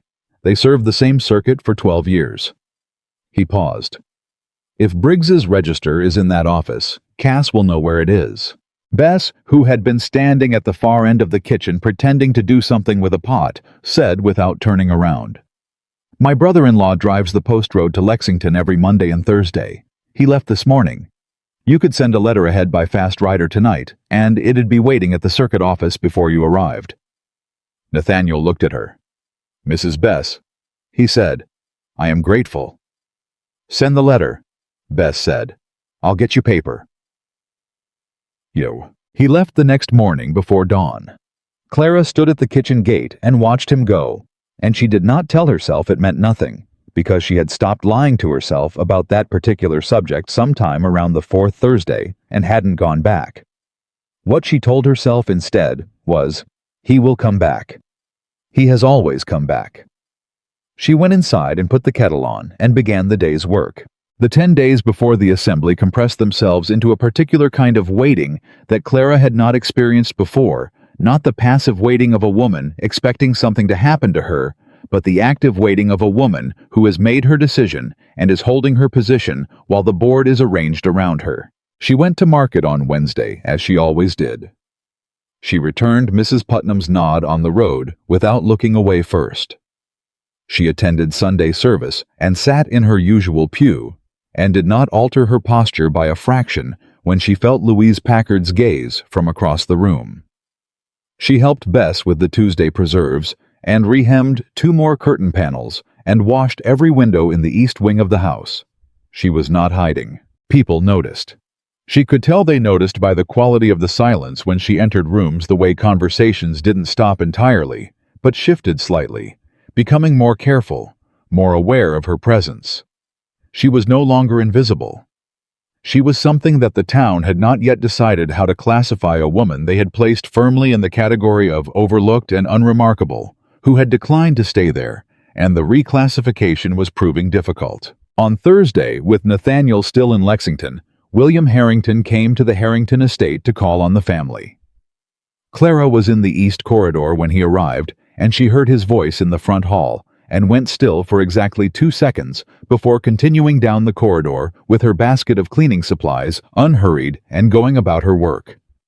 He found her 20 minutes later. She was on her knees cleaning the baseboards in the front parlor when she heard him stop in the doorway.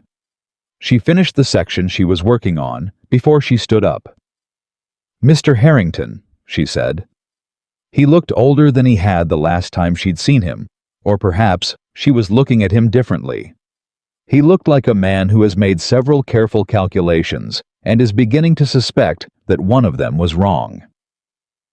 Miss Whitmore, he said. I'd like a word. I imagine you would, she said.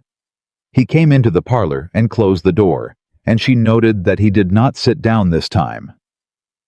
Carter went to Lexington, he said. Did he? Don't. He said it without heat, but with firmness. Don't perform ignorance with me. I know he went to Lexington, and I know why. He looked at her with an expression that had more complexity in it than she'd expected. I want you to understand that what I've done in the interest of yourself, she said. His mouth closed. Mr. Harrington? She set the cleaning cloth in the basket and looked at him directly. You filed a forged document with the county recorder. You named a dead man as a creditor and invented a debt that doesn't exist to damage the reputation of a woman who has done nothing to you except exist in Nathaniel Carter's vicinity. She kept her voice entirely level. Don't tell me it was in anyone's interest but your own.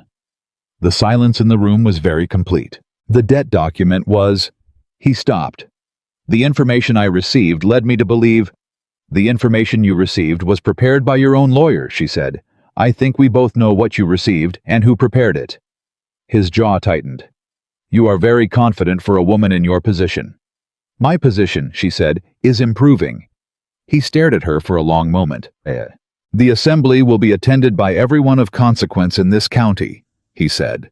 Whatever you think you have, whatever Carter has gone to Lexington to retrieve the conversation I intend to have at that assembly, will color how this county sees Nathaniel Carter for years. Do you understand that?" He paused. "I am trying to give you the opportunity to step back, to let this resolve quietly. No one needs to know what—" "No," she said. He blinked. "No," she said again. "I won't step back. I won't resolve it quietly. And I won't accept your offer to let you do more damage in private instead of less damage in public." She picked up her cleaning basket. "You had your chance to stop Mr. Harrington. You had it when you sent the anonymous letter, and you had it when you filed the document, and you had it 10 minutes ago when you walked into this room." She moved toward the door. "You chose not to take it, so we'll see each other at the assembly." She walked out. She did not run. She did not tremble. She went back to the baseboards in the east corridor and finished cleaning them. And it was not until she was back in the kitchen and Bess pressed a cup of coffee into her hands without a word that she sat down and let the shaking happen where no one could see it but Bess. Bess sat across from her and said nothing for 3 full minutes, which was possibly the most valuable thing anyone had done for her in months.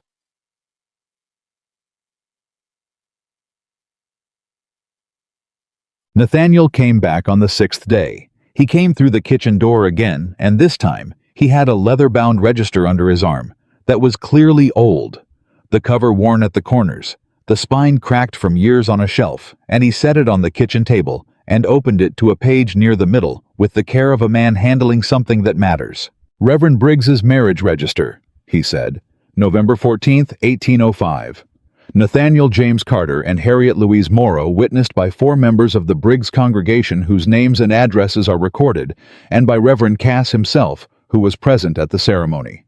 He pointed to a line at the bottom of the entry. "And here Briggs's ordination record attached to the back cover. His license was current. Renewed in 1803. Valid through 1808. Clara looked at the page. "Harrington can't touch this," she said. "He can try," Nathaniel said. "He can argue that the register is falsified, or that the witnesses can't be verified. But the witnesses are named, and the circuit office in Lexington has corresponding records, and Reverend Cass is prepared to testify in person if required." He paused. "He's got nothing." "He still has the assembly," she said. "Yes." Nathaniel looked at her. "He'll still stand up and say what he planned to say. The document can be disproven, but the damage of the saying is harder to undo." "Then we have to be faster than the damage," she said. "How?" She had been thinking about this for 6 days. "We arrive at the assembly with the evidence already in hand, and we don't wait for him to speak first," she said. "We make the opening.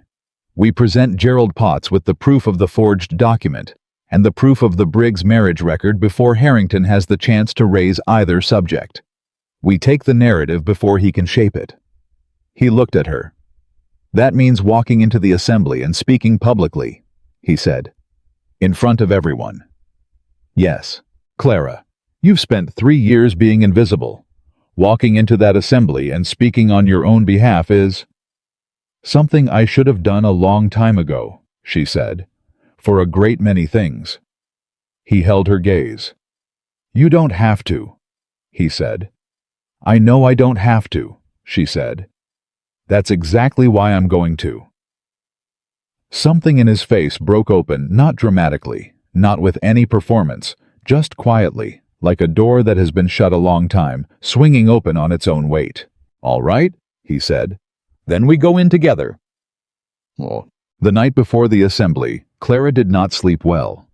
She lay in her narrow bed above the kitchen and looked at the ceiling and had a long, honest conversation with herself about fear, which was a conversation she had been having with herself since August of 1814, when she'd moved into this room and decided that fear was something to be managed rather than defeated. She was afraid. She acknowledged this with full clarity. She was afraid of standing in a room full of people who had decided what she was worth and discovering that the decision was final. She was afraid of Nathaniel's face if things went wrong, not because she doubted him, but because she had begun to understand that the risk of mattering to someone is proportional to how much you've let them matter to you. And she had somewhere in the past 7 Thursdays let him matter considerably. She was afraid of being wrong about herself, of standing up in front of Cedar Hollow and finding out that 3 years of invisible corners had done more damage than she'd calculated. And underneath all of it, below the fear of Harrington and the fear of public failure and the fear of being wrong, there was a smaller, quieter fear that she had not examined closely because it was the most dangerous one. She was afraid of being right, of standing up and being heard, of having the document proven false and the marriage record verified and William Harrington's calculation exposed for what it was. Because if that happened, if she walked into that assembly as a hired girl and walked out as a woman who had stood her ground and won, she would no longer fit in the narrow space she had carved for herself, and she was not entirely sure what she would be instead. She lay with that fear in the dark and didn't try to make it smaller than it was. Sometime before the first light, she made her peace with it. If she was wrong about everything, she would survive. She had survived worse. She had survived her father's debts and the loss of the house and 3 years of gray dresses and Tuesday teas and a whole county's worth of not being counted. But if she was right, if it worked, if it held, if Nathaniel came back from Lexington and stood next to her at the assembly, and the truth turned out to be louder than William Harrington's careful lies, then she was going to have to figure out who she was in open space without the walls around her. She decided she was willing to find out. The August Assembly met in the Cedar Hollow Courthouse, which was the largest interior space in town, and the one used for any occasion that required the whole county's attention. It was not a formal legal proceeding. It was the monthly civic meeting, the kind of gathering where road disputes were settled, and school appointments were made, and the general business of the community was conducted. But it operated with enough procedural structure to give formal statements weight. Clara and Nathaniel arrived together. This was in itself a statement. She understood that, and had chosen it deliberately. They came through the front door of the courthouse side by side, not touching, not performing, just present and adjacent, and every head in the room turned.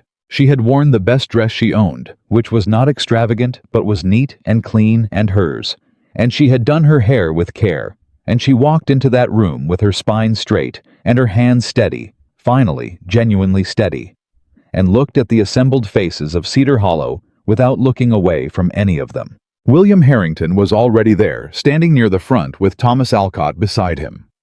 She saw the moment he noticed her and Nathaniel together, the slight recalibration in his posture, a fraction of something that might have been surprise. She held his gaze for a long moment. Then she looked away, first on purpose. Because she didn't need to establish dominance. She needed to establish truth. Gerald Potts called the assembly to order. The early business was routine road maintenance near the Miller farm, an appointment to the school board, a question about the fall market dates. Clara sat in the second row and kept her breathing even and waited. When the regular agenda concluded, Potts opened the floor for general community matters. Nathaniel stood up before Harrington could.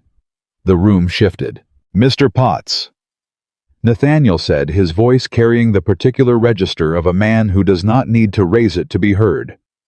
"I'd like to address a document submitted to this office in the past 2 weeks. A document purporting to represent an outstanding financial lien against the estate of the late Thomas Whitmore, naming one Arthur Venable of Frankfort as creditor." A murmur went through the room. Gerald Potts, who had the expression of a man who had recently begun to suspect he was in a more complicated situation than he'd thought, said carefully, "I am aware of the document, Mr. Carter. I want to present evidence that the document is a forgery," Nathaniel said. The murmur became something louder. He laid the Frankfurt death record on Potts's table. He laid the dissolution records from Venable's widow.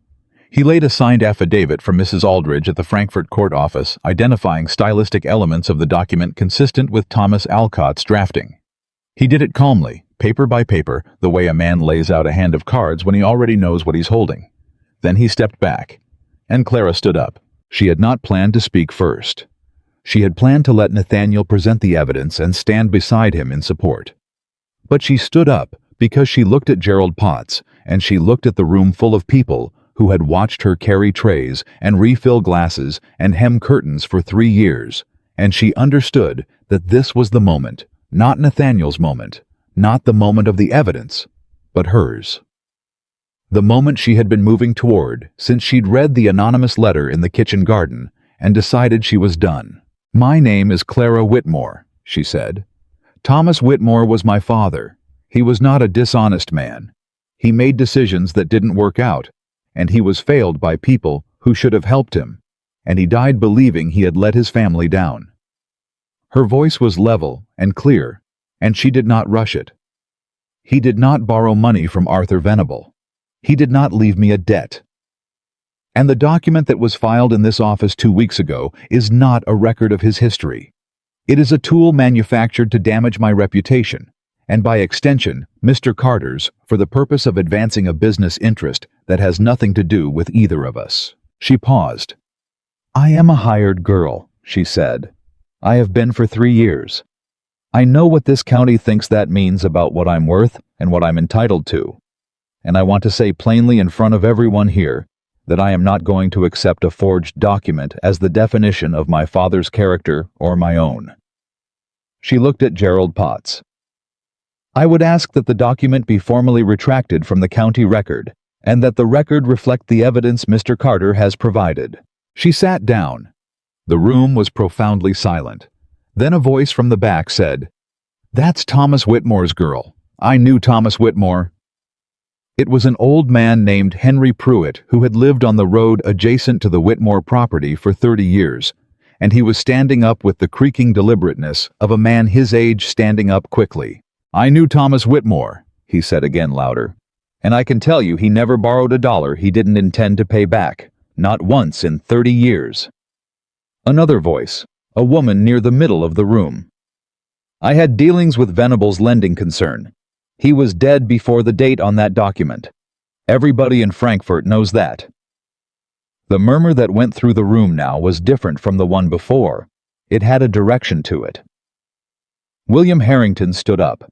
"Mr. Potts," he said with the careful authority of a man redirecting a conversation that is going wrong.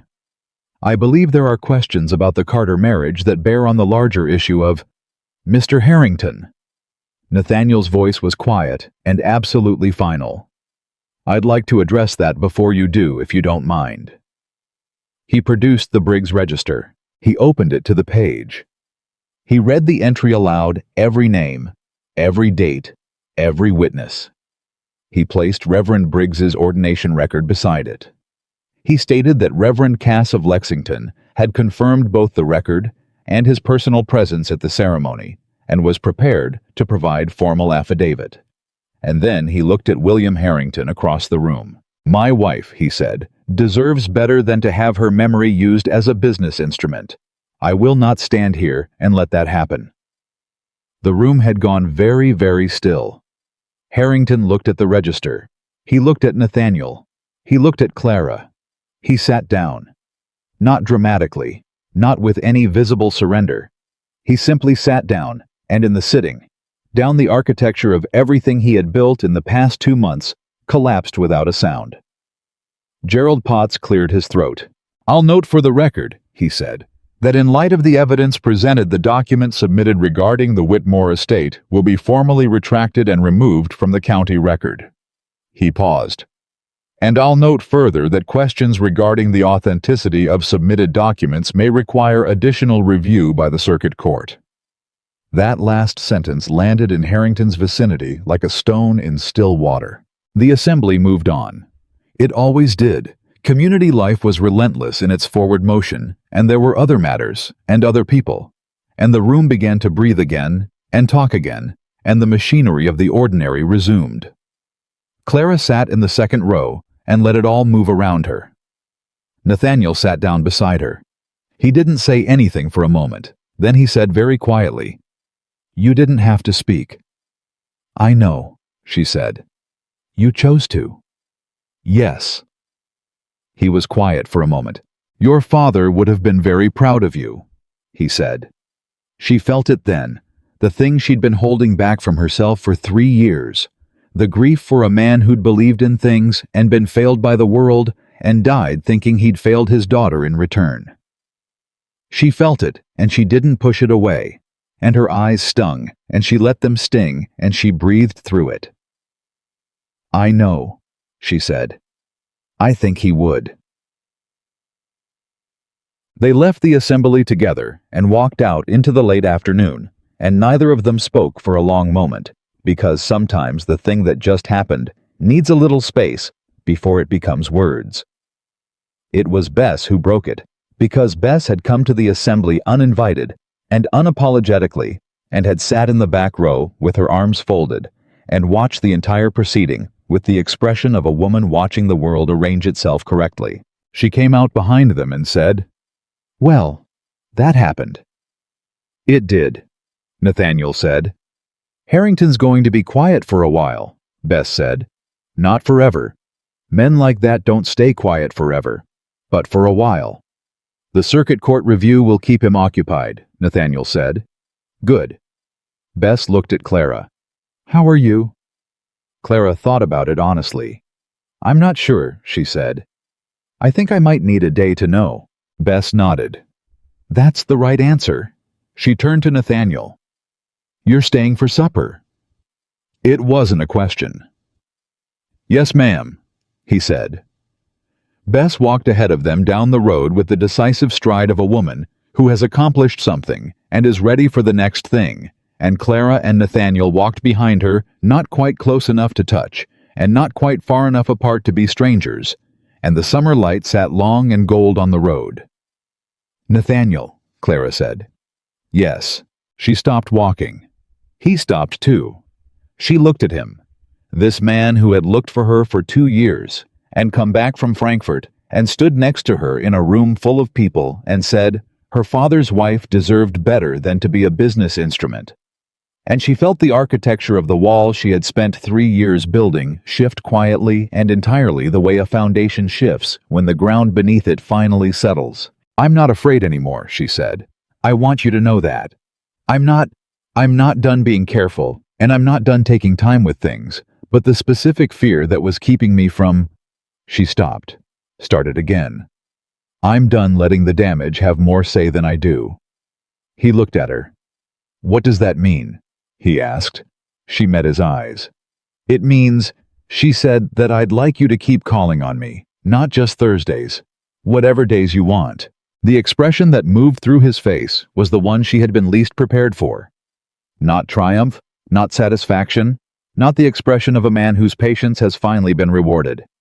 It was simpler than that, and it cost him something which made it real, in a way she hadn't expected. "Clara," he said very quietly, "it's always been whatever days I wanted. I was only waiting for you." She looked at him for a long moment.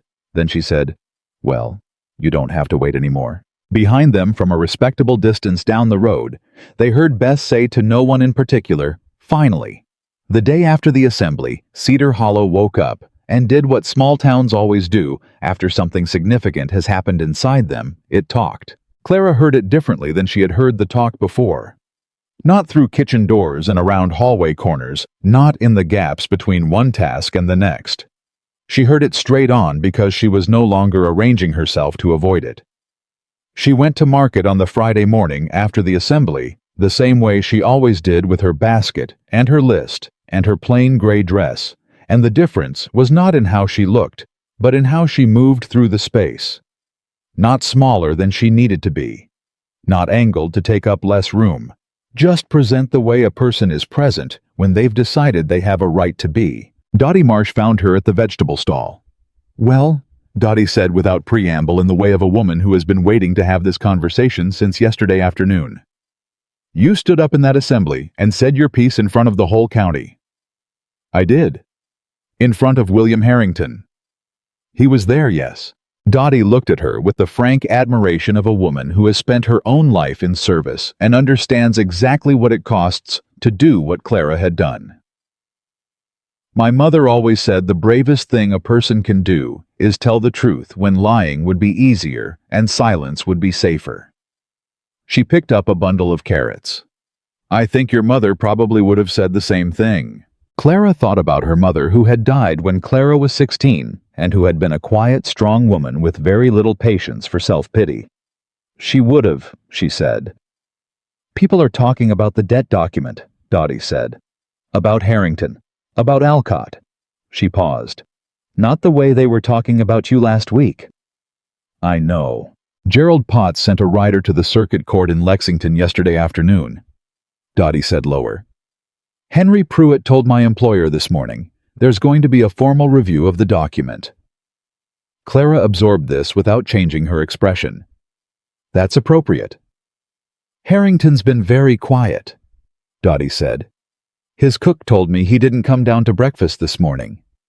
He'll recover, Clara said. Men like that always do. Maybe, Dottie said. But they don't always recover the same as they were before. There's a difference between a man who's never been challenged and a man who's been challenged and lost. She set the carrots in her own basket. People see the difference, even when they don't say so. Clara looked at her. Thank you, Dottie, she said. For what you told me at the well months ago. You didn't have to. Dottie shrugged with the brisk efficiency of a woman who does not receive gratitude gracefully. I told you the truth. That's all. She picked up her basket. You did the rest. Hey, Nathaniel came on Saturday, not Thursday, Saturday, which was the first evidence that the new arrangement was real and not something Clara had imagined in the particular softness of the day after the assembly. He came in the late morning with no particular agenda, which she was learning entirely characteristic of him. He didn't manufacture reasons to appear.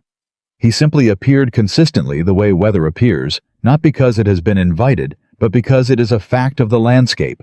She was in the kitchen garden when he arrived, and he came through the gate and sat on the wall without being asked, and she kept working, and he watched her work, and neither of them felt the need to fill the quiet immediately. It was Nathaniel who broke it after a while. I received a letter this morning, he said. She looked up.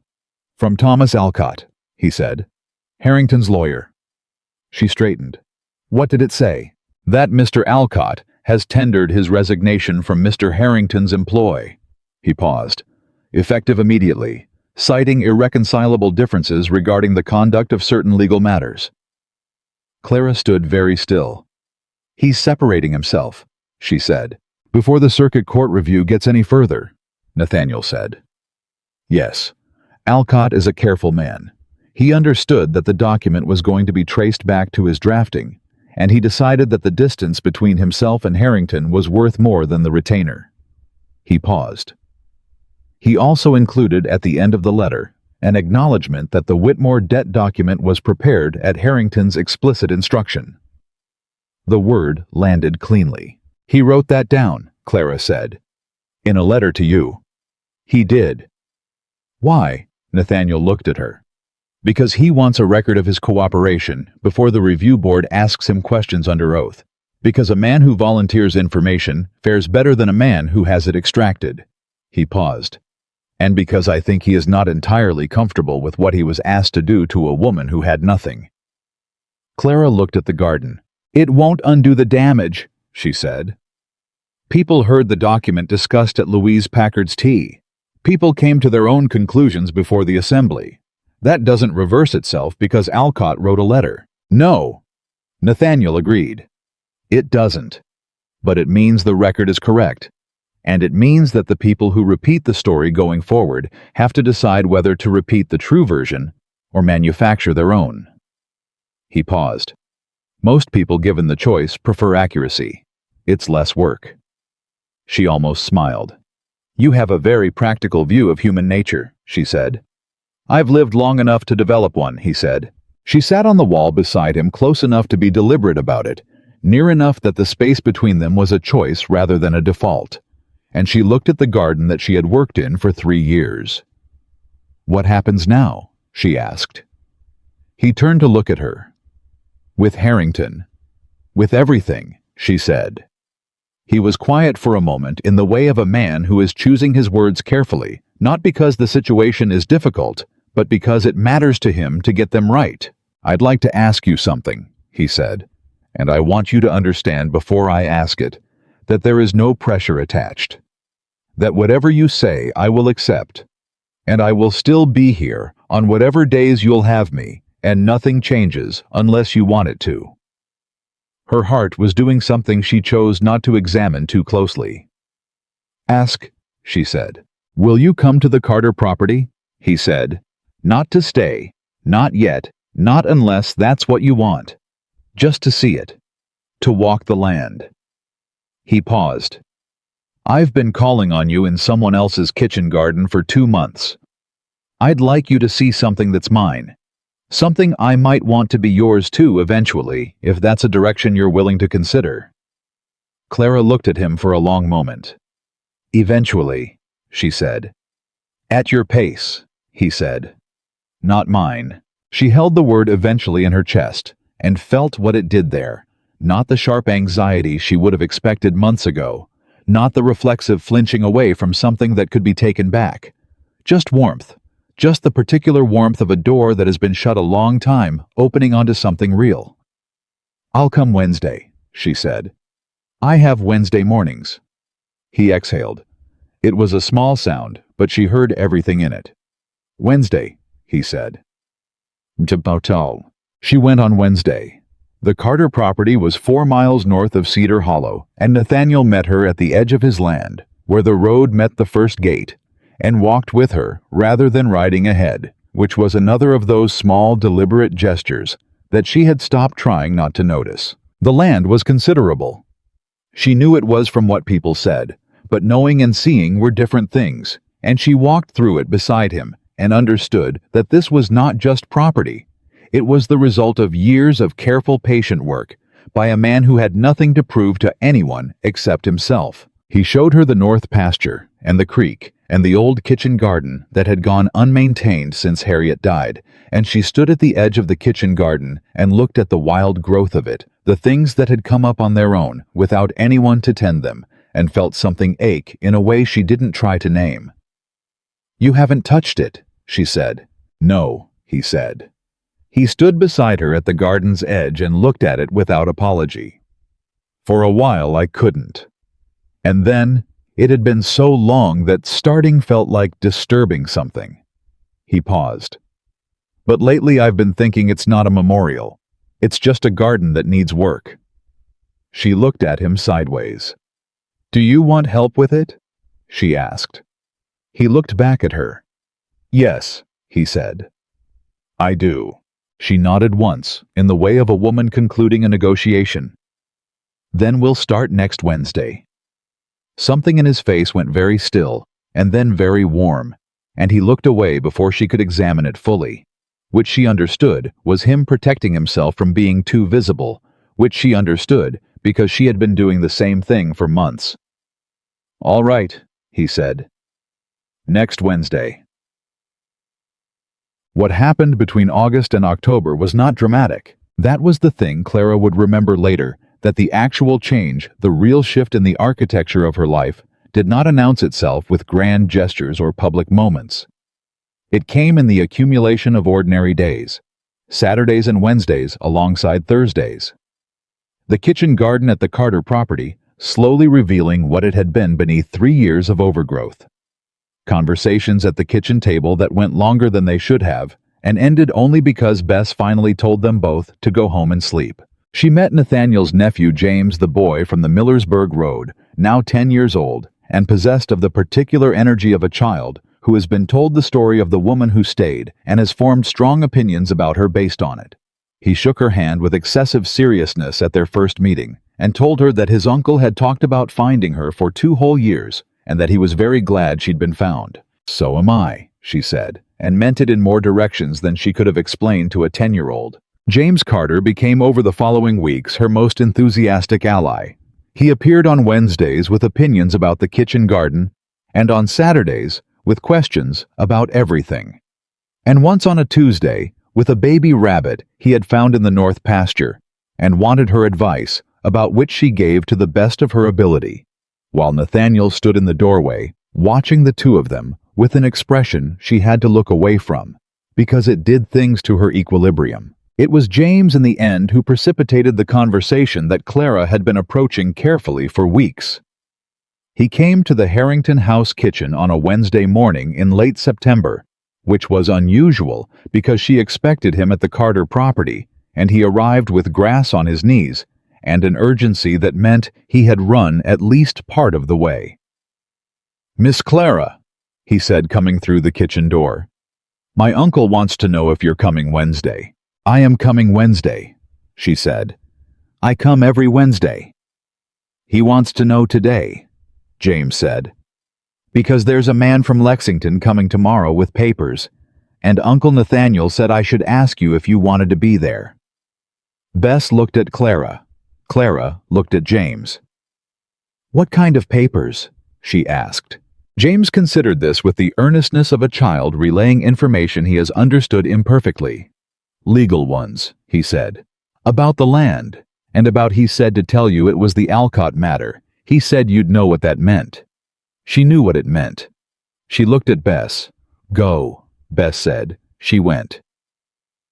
The man from Lexington was a circuit court attorney named Horace Webb, and he arrived at the Carter property on Thursday morning with a document case and the brisk efficiency of a man who has a schedule.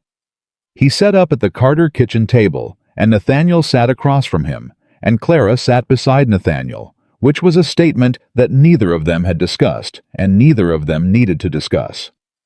Webb spread 3 documents on the table. The first was the formal retraction of the Whitmore debt document from the Cedar Hollow County Record, signed by Gerald Potts and countersigned by the circuit court recorder. He pushed it across to Clara. She picked it up and read it carefully. "This is permanent?" she asked. "The document is retracted and flagged as fraudulent in the county record," Webb said. "Anyone who searches the Whitmore name will find the retraction, not the original filing." She set it down. "Good." The second document was a formal finding from the Circuit Court Review Board regarding Thomas Alcott's role in the preparation of the fraudulent filing. She read through it with the same careful attention she'd given the first. "Alcott's license," she said at one point. "Under review," Webb confirmed. "The board has referred the matter to the State Bar Authority. Given his voluntary disclosure and cooperation, there is some possibility of censure rather than disbarment, but that decision is not yet final." "And Harrington?" Nathaniel asked. Webb's expression remained professionally neutral. "The filing of a fraudulent document with a county recorder constitutes a criminal matter under Kentucky statute. The county prosecutor has been notified. Mr. Harrington has retained new counsel." Nathaniel looked at Clara. She was looking at the document, reading a line she had read twice already, and he watched her face go through something he recognized. Not triumph, not relief exactly, but the particular expression of a person who has been told that the thing they were told was their fault was not their fault, and who is taking a moment to understand what that means for every calculation they've made since. "Miss Whitmore," Webb said more gently, "I want to be clear. The finding is unambiguous. There was no debt. There was never a debt. Your father's estate was settled in full, and there are no outstanding claims against any member of the Whitmore family from any legitimate creditor." He paused. "I'm sorry it took this process to establish that formally." She looked up. "Thank you," she said. Her voice was perfectly steady, and the only person in the room who knew what that steadiness cost was Nathaniel, and she was aware of him knowing it. The third document was the one she had not expected. Webb pushed it across the table, and it was not addressed to Clara, and it was not about the debt. It was a letter from the circuit court to Nathaniel, and she glanced at him before reading it, and he nodded. She read it. It was a formal confirmation of the Carter marriage record. The Briggs Register entry, the witness accounts, the ordination documentation validated by the circuit court as complete, accurate, and legally sound. Nathaniel James Carter and Harriet Louise Morrow had been lawfully married on November 14, 1805, and the transfer of certain property rights through the Morrow family connection had been fully legal and remained fully valid. She set it down. "Harrington had no case," she said. "He had noise," Nathaniel said. "He was hoping noise would be enough. It wasn't." "No," he said. "It wasn't." Webb gathered his papers with the air of a man whose work here was concluded, and Nathaniel walked him out, and Clara sat at the kitchen table in the Carter house for the first time alone, and put her hands flat on the table and breathed. She thought about her father.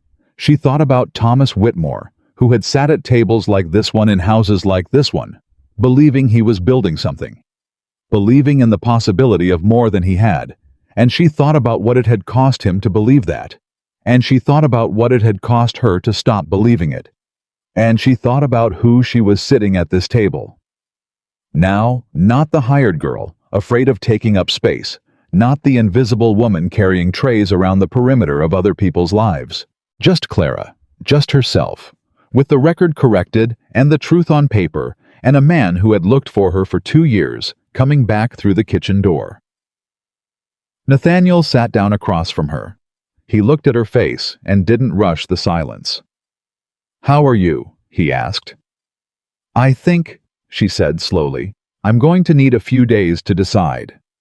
"Take them," he said. "I will." She looked at him. "Nathaniel, I want to ask you something." "Anything." "When you found me," she said, "at the midsummer gathering. When you came across that room, did you know? Did you know what was going to happen?" He thought about it honestly, which was one of the things she had come to value most about him, that he didn't give quick answers to questions that deserved slow ones. "I knew I'd been looking for you for 2 years, he said. "I knew that when I found out who you were, I couldn't not come." He paused. "I knew that you were someone I had never met before in the way that matters most. Beyond that." He shook his head. "No, I didn't know what was going to happen. I just knew I had to start." She held that. "I'm glad you started," she said. "So am I," he said. "Every single day." Ted. The proposal did not happen the way she had imagined proposals happening back when she'd been young enough to imagine such things before she'd trained herself out of it. It happened on a Wednesday in October in the kitchen garden at the Carter property, which she had spent 2 months systematically returning to order.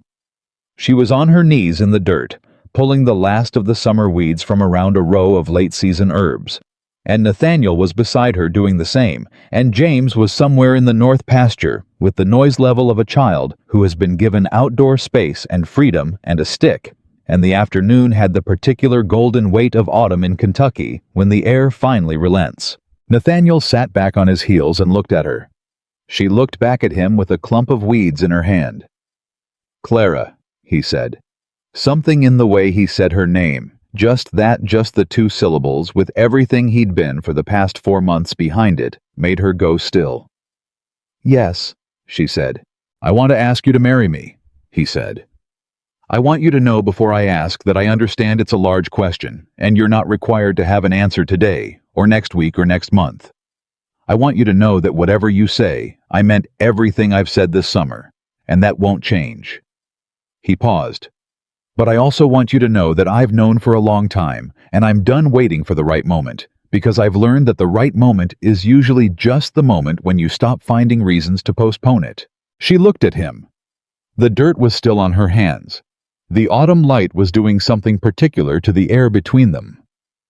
Somewhere in the north pasture, James was making a sound that suggested he had found something interesting. "I don't need next week," she said. "No, no." She looked at him steadily. "The answer is yes.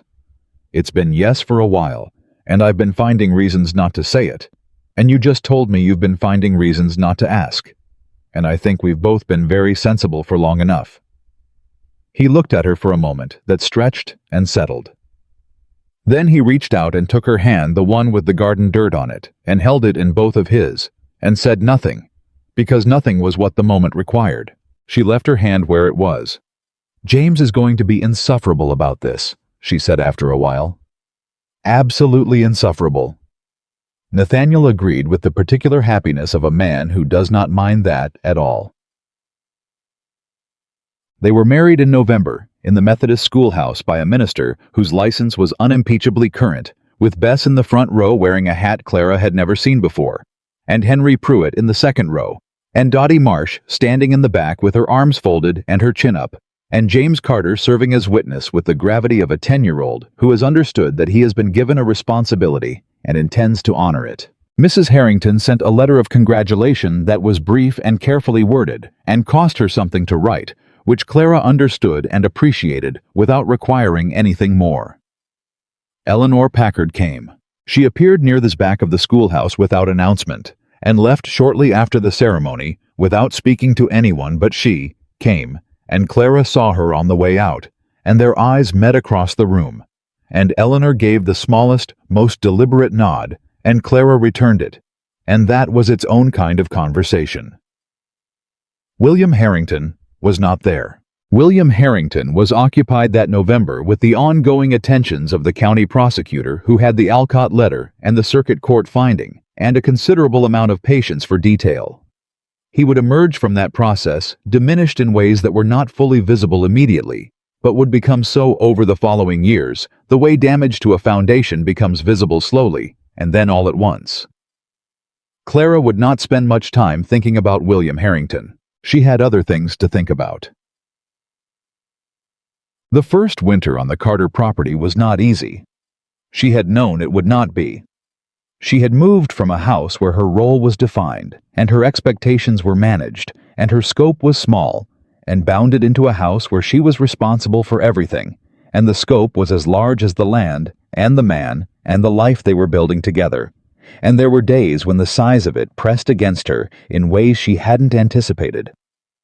On those days, she went to the kitchen garden. Not to work, always sometimes, just to stand in it, to look at the rows that had come back from 3 years of neglect under her own hands, to feel the specific satisfaction of a thing restored that had been given up for lost.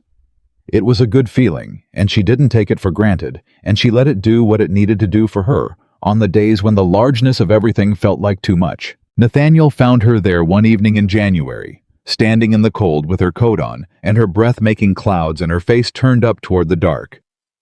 He came to stand beside her without asking what she was doing. They stood there for a while. "I used to think," she said, "that small was safe, that if I took up as little space as possible, nothing could reach me." "I know," he said. "It turns out that's not how it works," she said. "You can make yourself as small as you want, and the things that are going to reach you still reach you. The only difference is you're smaller when they arrive." He was quiet for a moment.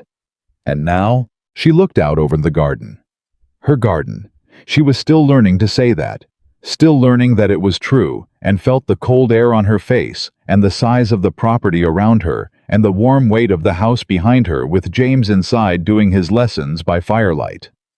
"Now," she said, "I take up the space I have, and if something reaches me, it finds me standing up." He took her hand. She let him. The following spring, Clara Carter opened the first lending library in Cedar Hollow. It was not a large thing, a single room off the back of the Methodist schoolhouse, a collection of donated books 2 Saturdays a month.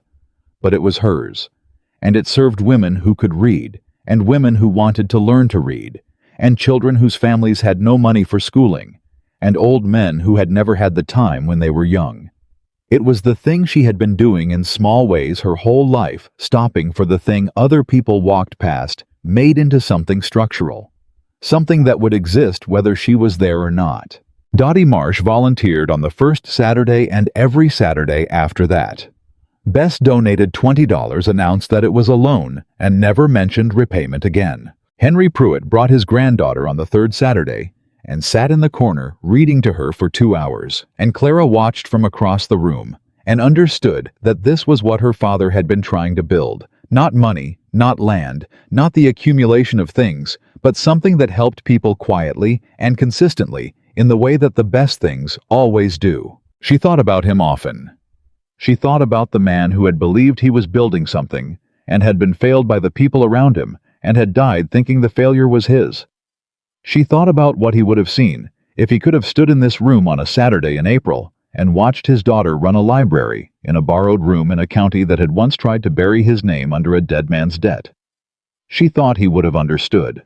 She thought he would have been proud. She thought, with a clarity that felt like the end of something long and the beginning of something else, that the lesson of his life had never been that trying was dangerous. The lesson was that the trying was the point. That a person who tries and is failed by the world is not less than a person who succeeds. They are just a person, complete and whole and fully human, who tried. She had spent 3 years learning the wrong lesson from a good man's life. She was done with that now. On the last Saturday of April 1818, Clara Carter stood in the lending library room and watched a woman named Mary Sutton read her first complete sentence aloud from a primer slowly and with great concentration, while her 3 children sat around her on the floor in attitudes of polite but barely contained boredom that were entirely characteristic of children whose mother is doing something important. Mary Sutton looked up when she finished the sentence. Her face had the expression of a person who has just discovered that something they believed was impossible is not. "I did it," she said. "You did," Clara said. "I didn't think I could." "I know," Clara said. "Most people don't the first time.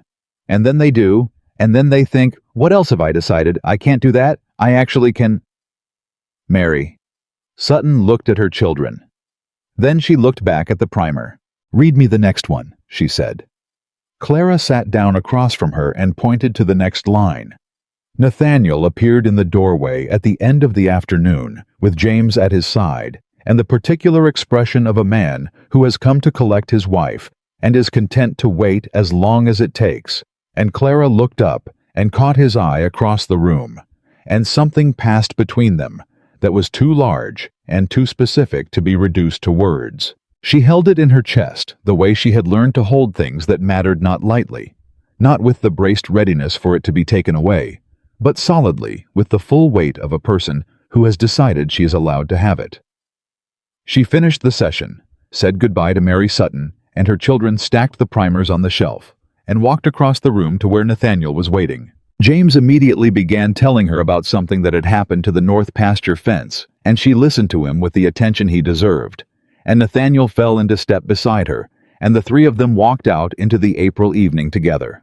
The town was quiet around them in the way of small towns in the early spring, when the worst of winter is over, but summer hasn't yet arrived, and everything is in the particular state of becoming.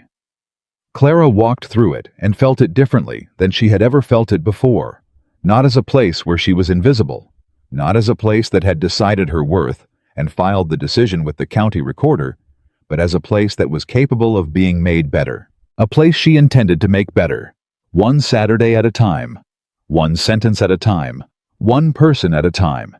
She had been a woman nobody saw for 3 years, and a man had crossed a room to find her, and she had crossed a room herself, the larger, harder crossing, the one inside her own chest, to find herself. And she was not done yet. She was, in fact, only beginning. The woman that Cedar Hollow had counted as nothing had turned out to be the thing it needed most, and she had known it. Underneath the gray dress and the invisible corners and the wages docked for being kind, she had always known it. And now the knowing was no longer something she kept quiet about, or managed carefully, or apologized for. Now it was simply, clearly, entirely the truth. And the truth, Clara Carter had learned, always finds its way into the open eventually. All it needs is someone willing to say it out loud.